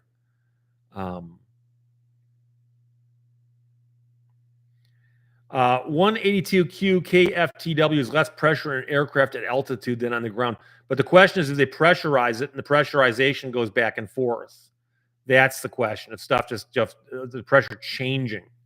So Captain Walt seems to recall that Charlie Brown may have tried to sharpen his fountain pen by accident. Well, Daniel Kester says there's a reference in Star Trek once teasing Mr. Spock about the ink in the hair well. The hair in the inkwell? Really? My favorite line in all of Star Trek, the entire universe, every generation, I don't care, is there's a scene where Captain Kirk is in the conference room with Spock and the other people, and Kirk goes, "Well, back on Earth, we did this." And Spock goes, "Oh, Captain, Earth is that way."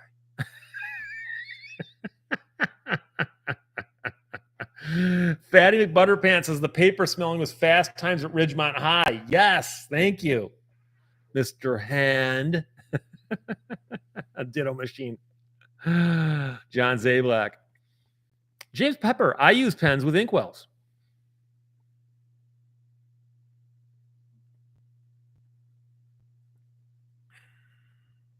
Good Citizen says Chinese is written from right to left.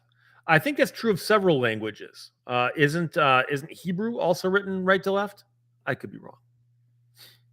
Steve, not me, says Ticketmaster refunded that lady after they went to the news. Did they? Okay, because the story I had did not include that information. And so if they did, that's the right thing to do.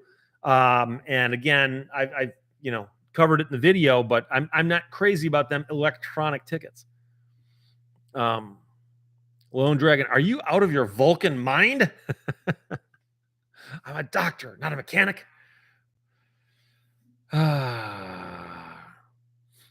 Randall Munson says the Fisher Space Pen has been around since the 70s. It's pressurized with nitrogen. In case you ever go to space, you'll need it, right?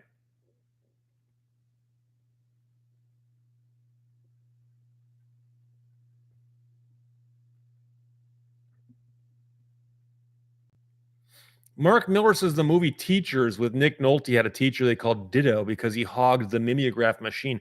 I had a teacher in high school taught math, and he hated to get chalk on his hands to the point where he went to the AV people and said, "Can I borrow an overhead projector?" Brought it into his classroom, put it on the table, set it up, and just used that for the entire semester. instead of writing on the chalkboard.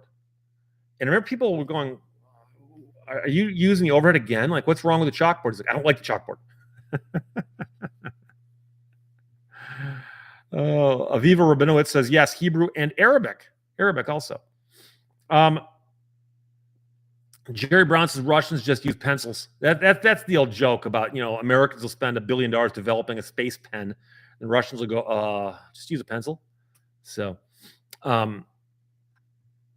pencils don't require air pressure.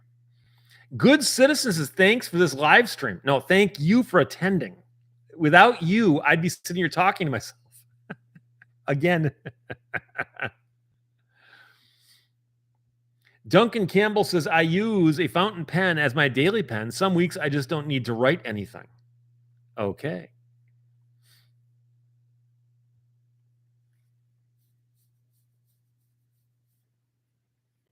Leo G. Doss says, do you have any information about the sheriff in West Virginia arresting the driver for laughing and warning other drivers for a speed trap? No. In fact, I'm not even familiar with that specific story. Occasionally I do stories about the police getting upset about someone who's warning other drivers there's a speed trap over there. But courts have consistently held that you have the right to tell people stuff. It's called the First Amendment. And so arresting somebody going, no, hey, it's interference with police duties. No, it's not. Connor Thomas, do people ever pop by your office now that you're a YouTube celebrity? I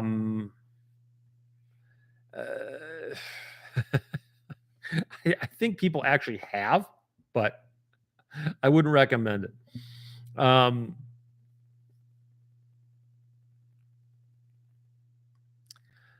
Image Docray says, did you see where Edison, New Jersey City Council banned the Constitution and the American flag from being displayed by public speakers at their council meetings and trespassed them for lack of decorum? I read a little bit about it, but I didn't follow up on it heavily. But the weird thing about that is that if you have a city council and you've got a lectern where people can walk up and speak, and you say, we give everybody 3 minutes to talk. You get 3 minutes to air your grievances. The airing of the grievances will take 3 minutes. And people come up there and they talk, and they might want to bitch about something, they might want to complain about something, they might want to compliment the city council on a fine job. I doubt it. And so some people apparently like to show up and start doing a multimedia presentation by waving a flag or holding a constitution or whatever. And they said, we're not going to let you do anything with anything. You can't bring stuff up there. But the weird part is that when you say that about the American flag or the Constitution, both of which seem to stand for some concept that you should be allowed to redress your grievances and address your elected representatives, it does seem contrary to what's going on there. Now, I can see if they, let's suppose I've decided instead of doing 3 minutes to complain, I'm going to put on a puppet show. So I roll up a little thing with a curtain, and the curtain's open, and there's hands talking and stuff. I can see them saying, hey, look, dude, talking to the microphone is tell us what you're thinking. But, having a flag or a constitution, does that really, I'm not quite sure how that interrupts what's supposed to be happening there. So, but I did not look that heavily into it, so I apologize. Good Citizen, Steve's office is a place of business. Yes, in theory. Wade Pittenger, why does data get confused over English idioms when you could download everything? They do that because they think it's funny. There's no other reason, because obviously a being with the ability to have, the equivalent of like a computer in its head and all data known to mankind that can be jammed in there wouldn't go, get on the ball. What ball are we speaking of? And how do I get on it?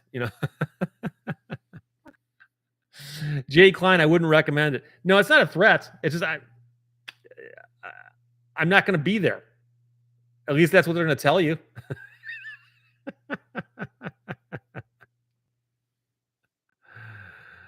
Oh boy.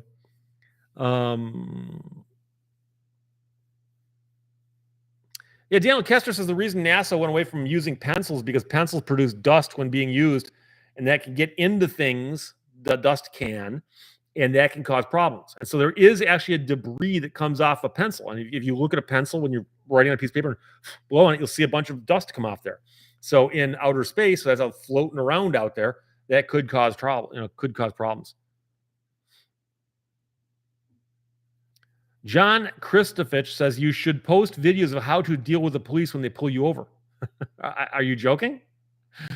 The number one or number two video on my channel in terms of views is, well, hang on. I'm not going to speculate on my own channel. Okay, I'm not going to. I'm going to actually give you the hang on a second. Content and videos. Hang on. They went and redid the whole thing.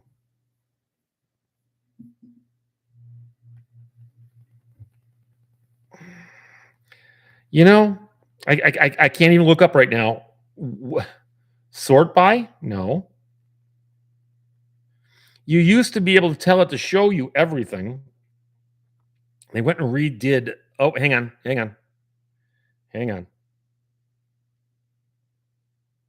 Oh, I got it. Top content of all time. That's not right.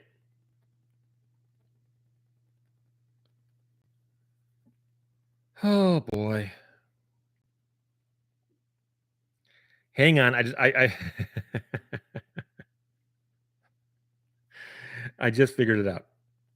I was looking at the wrong channel. I'm looking at my backup channel going, wait, my backup channel. Wait. Oh, hang on. Okay, now I got it. Okay. Top content.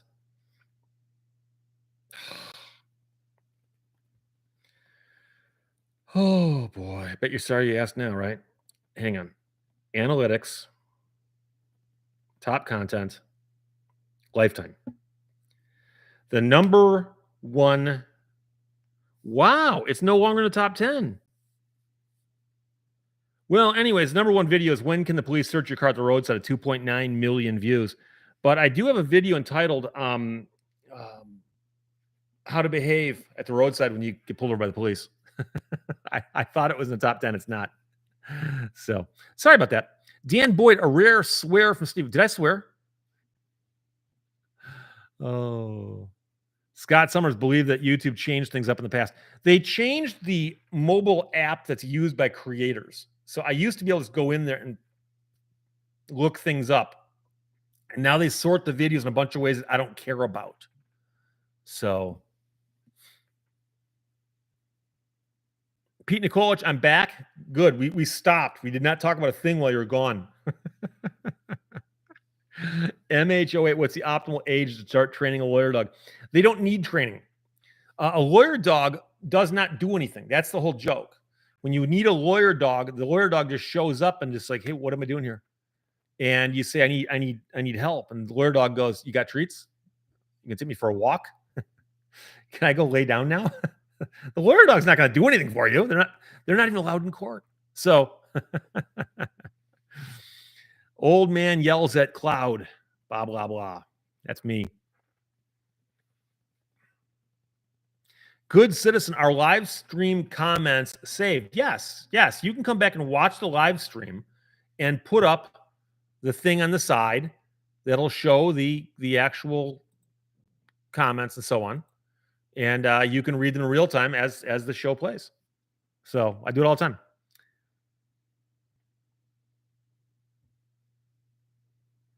Ghost says there's the 12 years old video, Regent Law School, Don't Talk to Police, 20 million views. Yeah, I've seen that one also. But when you're pulled over by the police, you can pull the don't talk to them, but there's things you can do to lessen the odds of getting a ticket. That's the key. Dan Boyd says I used the B word as a verb. I mean, I was complaining. I said I was bitching about something. I don't think that's a swear word. No. Prodigal Stranger says lawyer dogs should be allowed in court as they would be considered a service animal.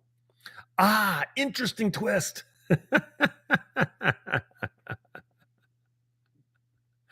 Oh, Ancient Ones' flip was great. I love it when people chime in on something we mentioned 20 minutes ago. Why not?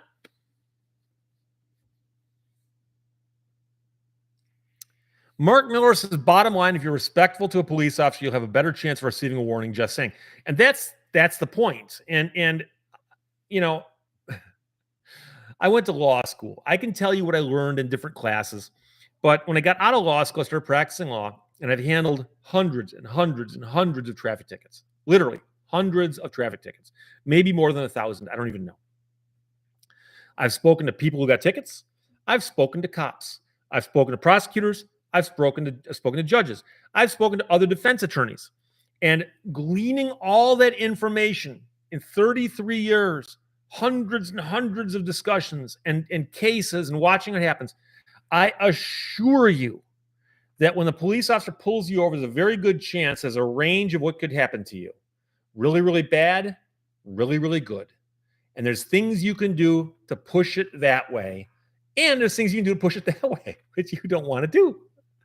And I've had people in response to my videos go, Steve, if a cop pulls me over, I flip him off and tell him to go F himself. I say, great. You live your life that way. The people who follow my advice are the ones who get off easy because people like you exist. John Zabel, like a crisp 20, can work wonders at a traffic stop. Hey, have you met my friend Andrew Jackson? Jay Klein, being polite's gotten me out of tickets I deserved. Oh boy. Blah blah blah. Hey, nice outfit there. Where's the rest of the village people? We have this nice costume. MHOA says, I hear it's 100 these days in Chicago.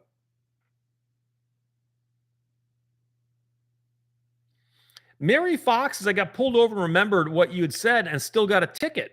I didn't have an updated insurance card, and he said that he had to give me a ticket because, I hate it when the cops, I've got to give you a ticket now. Oh, yeah. Probably because he had a quota. He had to write so many.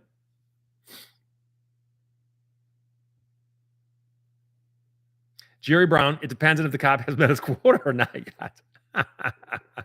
Oh, ancient, when I'm drinking Pepsi and milk black cow now. Is that what they call that? Pepsi and milk? Oh. Hollywood, can cops use hypnosis on you? What, make you quack like a duck or something? Do you know why I pulled you over? I'm not familiar with that concept. No. Oh, Manitoba misanthrope. We don't have a quota. Yeah. We've had cops now come out and go, yes, we've got quotas. We just call them something else. They're like achievement goals and things like that. PWNULOLU, mad. PONULOL, mad? I'm not sure that is. Have you seen any drones lately in the nighttime? Scary. No, I have not, but I'm not back east where I think most of them are.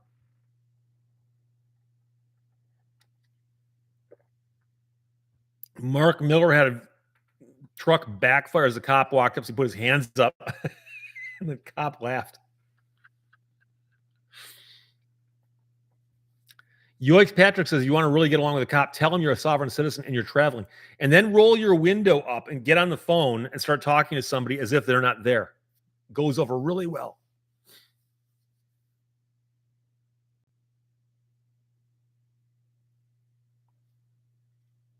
Josh Holman, hypnosis has been disproven. Yeah. Johnny Z. Fradley, hold on, Mr. Policeman. I've got a $100 bill here somewhere. Oh, wait, it's on Steve's shelf. Padre says, if you have the right to face your accuser in court, can you call the canine that alerted on you? They're the accuser. Well, the court's, the canine tool being used by the police officers. Like you were convicted on fingerprint evidence. They don't bring in the fingerprint. You cross-examine the fingerprint. They bring in the person who lifted the fingerprint or examined the fingerprint, and you cross-examine them because they're the ones testifying about it. But I get your point, and I've never been a big fan of police dogs doing searches of vehicles to the roadside, because they seem to alert on a lot of stuff. And especially keep in mind that so many times nowadays, the police dogs that have been on the service force for a few years were probably trained to hit on the wacky tobacco. And in many states, that's legal now. So does that mean they're hitting on something that's perfectly legal? Like, oh, he alerted. Yeah, but to what? Ask him. He can't tell you. Lone Dragon, is my internet going wonky or is it Steve's? Or is it Memorex? I don't know. There's nothing wonky happening here, and I haven't seen any of the comments. But as soon as we say that now, QA Library says, "Is it me or Steve's internet going bad?" And a couple other people have now complained, so I don't know what to tell you.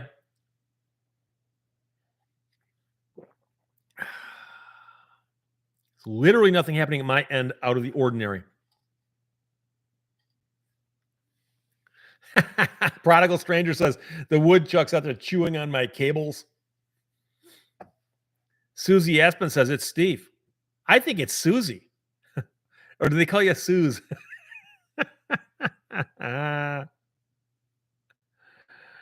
Oh, boy. You could also refresh it, see what happens.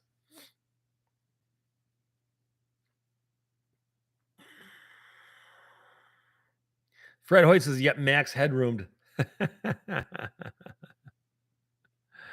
Doug Jones, YouTube is telling you that your time is almost up. Got 20 more minutes.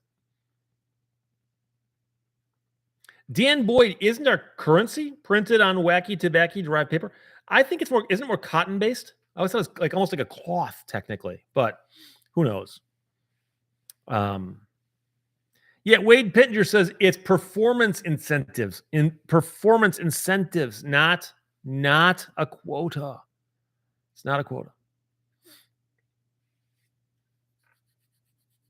Yeah, Old Paint 71 says, I thought it was printed on linen, not hemp. D Red says 4x5 or maybe 5x4. See, that's what the comedians say. I believe they refer to it as a callback. You crack a joke now that refers back to something much, much earlier in the set.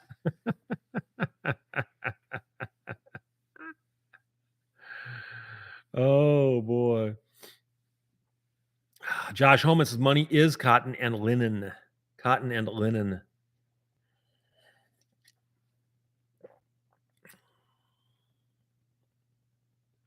Mr. Smithers says, though, couldn't linen be made from hemp fibers? Possibly. Johnny Knoxville, what model Breitling do you own? This is a Breitling Navitimer. And I will hold this up and hopefully that won't freak out the camera. There we go. And it's got the Breitling bracelet, of course. And I've had this watch for nigh on to 25 years or so. And it is one of those ones that self-winds. So can you hear that? That's a little winding mechanism inside. They're winding it for me. And Breitling is a Swiss manufacturer of fine timepieces.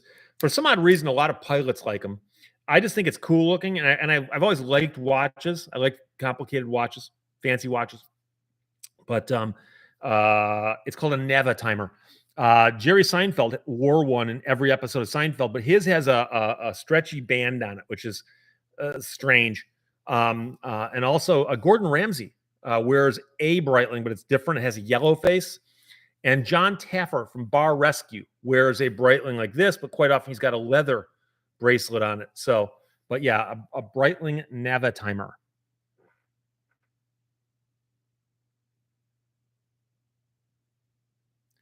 Zen AX is more and more countries are going polymer bills.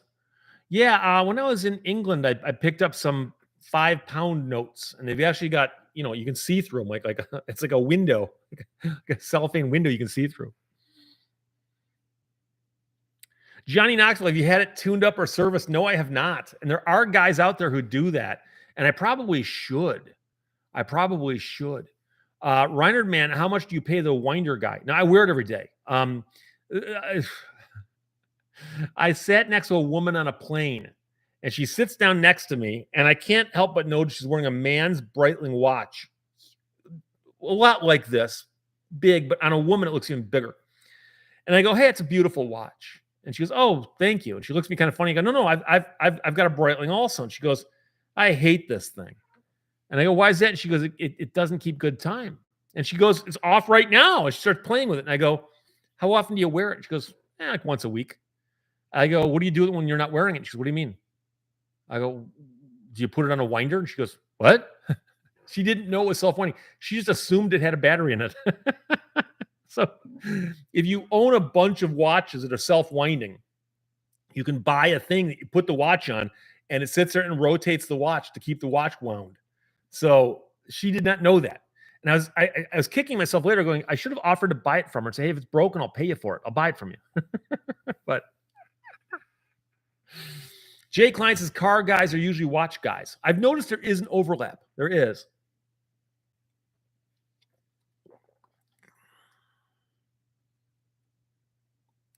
Mark Miller, why are thick watches so in vogue? As someone who routinely bangs his hand against doors, I don't care for thick watches. I will occasionally take mine off. I'm sitting at my desk and I keep occasionally I'll hit the bracelet on the desk. I don't often hit that on things, but and I actually wear this a lot. I don't wear it when I'm running or biking because it'll get sweaty and gross. But I wear it every single day. So Valerie Ann says I refuse to wear a watch. I'm timeless.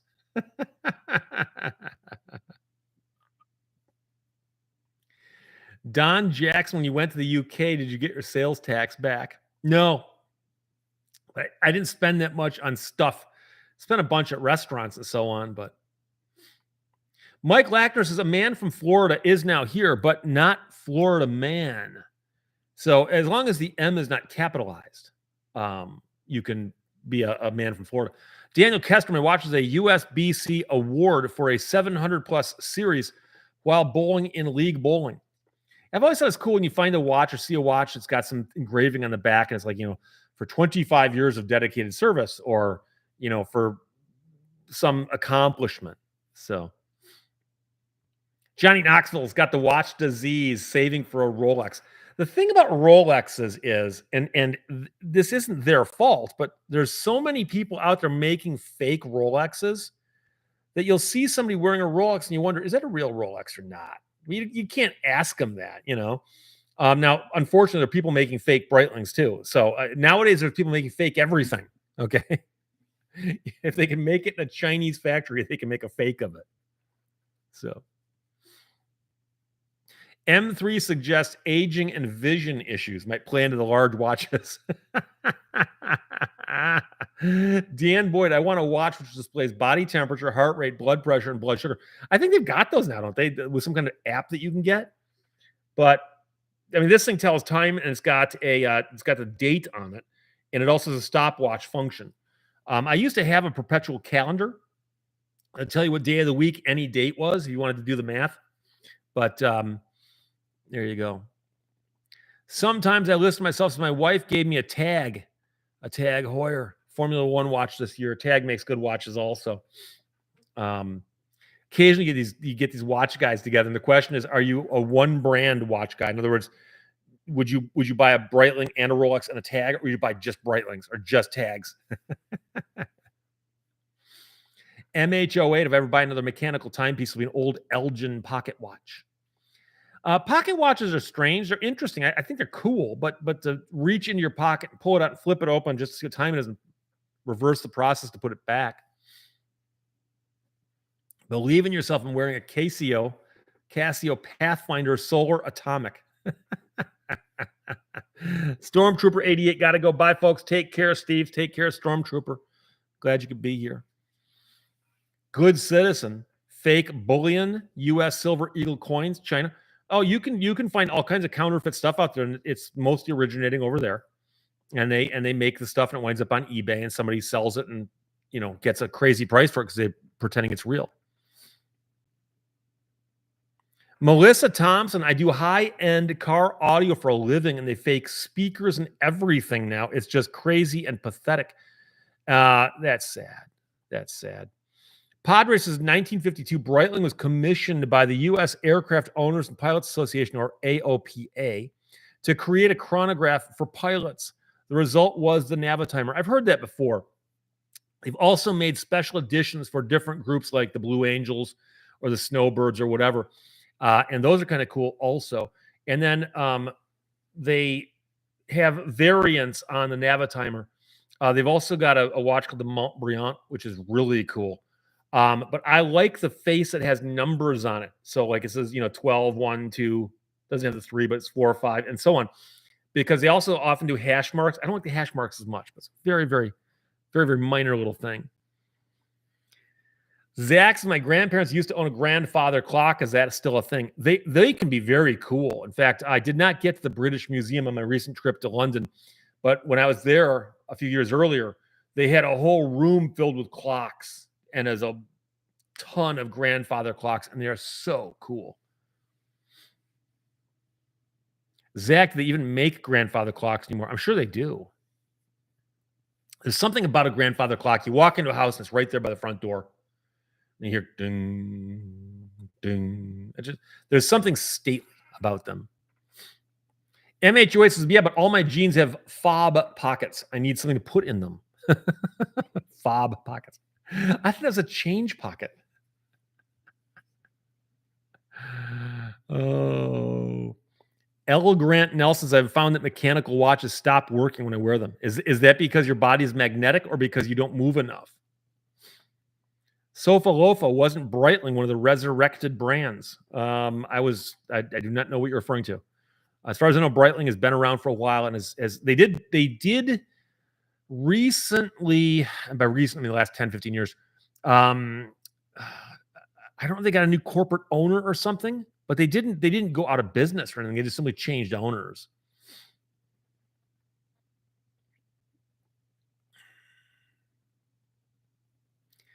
Johnny Knoxville says the Navitimer is spendy, but no wait list like Rolex. Yeah, and I suppose it also depends on which Rolex you're looking for.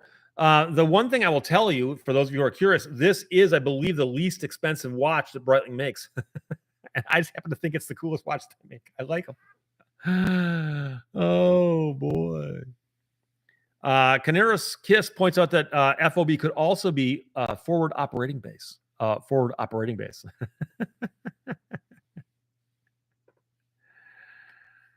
Oh, boy.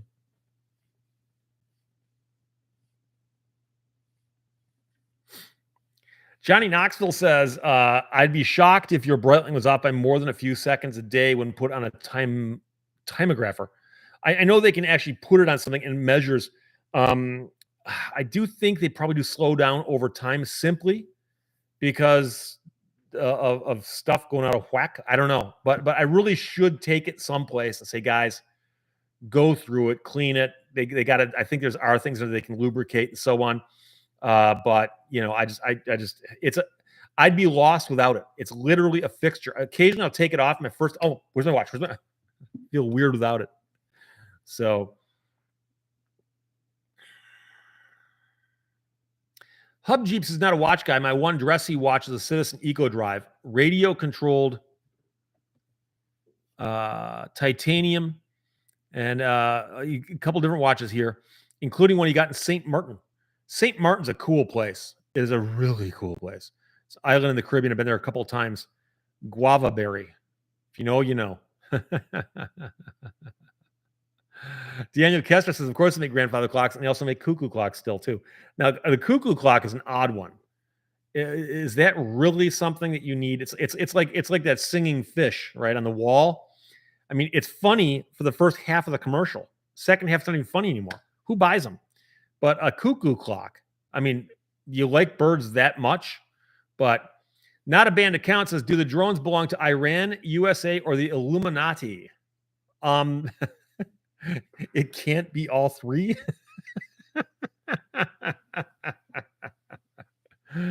I think it's going to wind up being an elaborate practical joke / hoax put on by some high-tech guys who figured out how to get some drones to behave that way. But I don't know. I literally don't know, and I have not been studying it. I also am not as up on drone technology as I could be. So Josh Holman says a few seconds a day is not that accurate. Well, you can get a quartz watch that's accurate to like fractions of a second every millennium.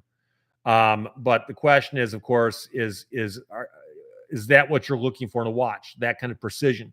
because I mean I have to reset my watch once a month because the date's off on the calendar anyways. So it's no big deal. Not every month, because occasionally you get lucky. You have a 31-day month. But you know, that's the thing. So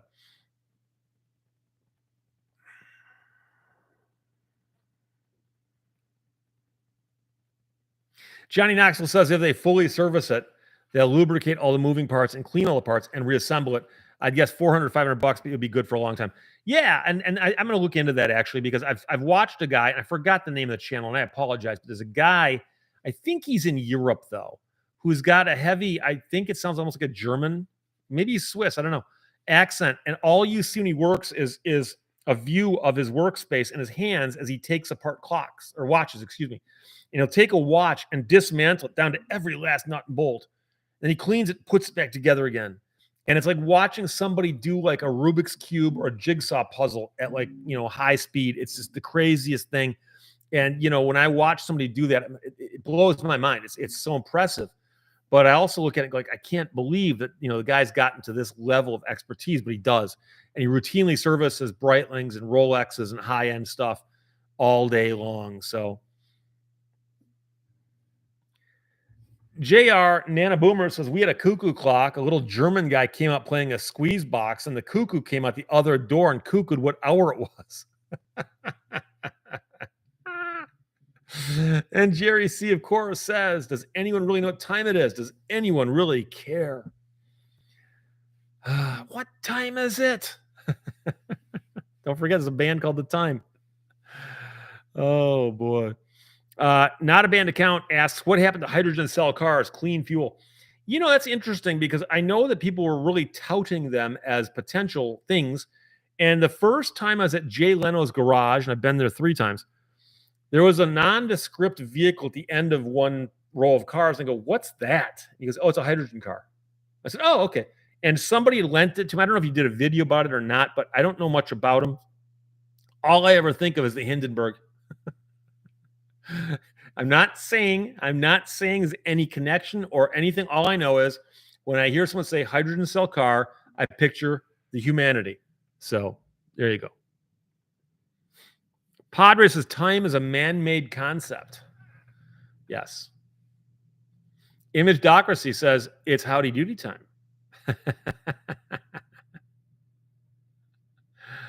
Oh, Treasures 12 says thank you, and I appreciate that, Treasures 12, and I say thank you in return. And you're welcome as well.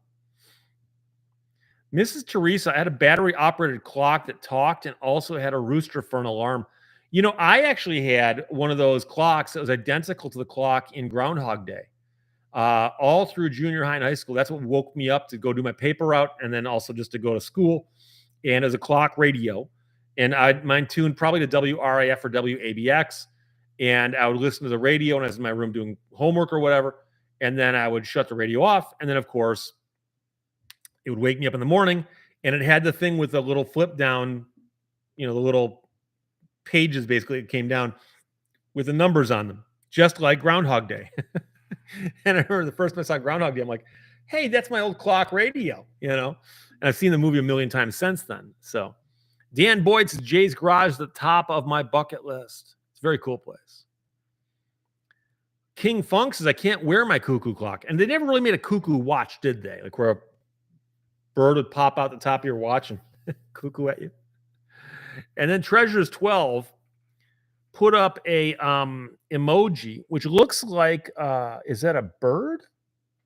And it appears to be popping out a beverage of some sort.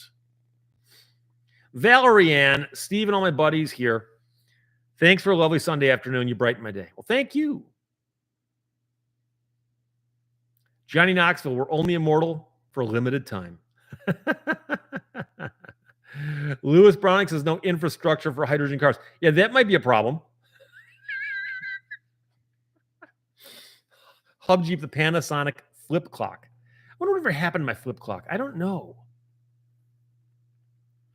William Ford, would you want to walk down a street line with 20-year-old hydrogen cars maintained by idiots? You mean the average American driver? No.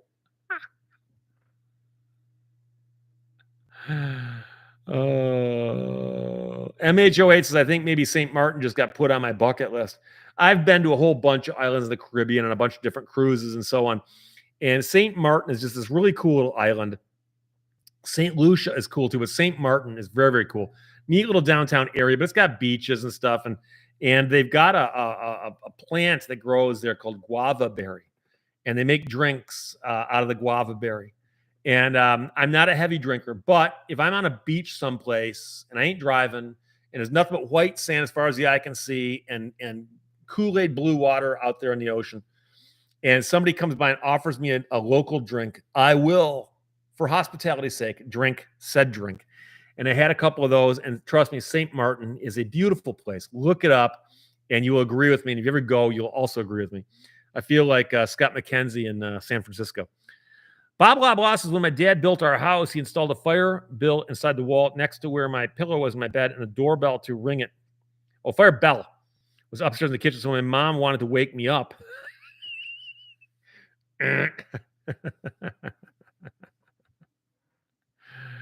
Oh, boy.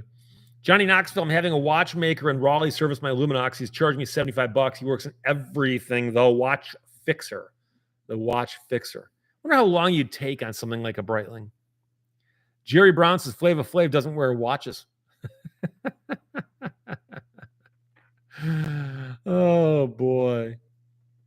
And don't forget, as Jerry C. points out, the cuckoo bird was cuckoo for Cocoa Puffs. Mr. Smithers, see you later. As always, thanks for all you do, Steve.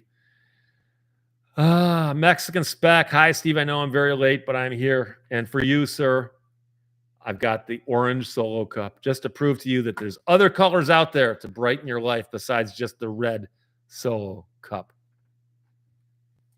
Sofa Lofa, is that the idiot that wears either 2 or 4 at a time? He's wearing them more as props at that point, though. DePaul 31, jets landing right over the beach in St. Martin. Is that St. Martin? Because I didn't get there by jet. I got there by boat. But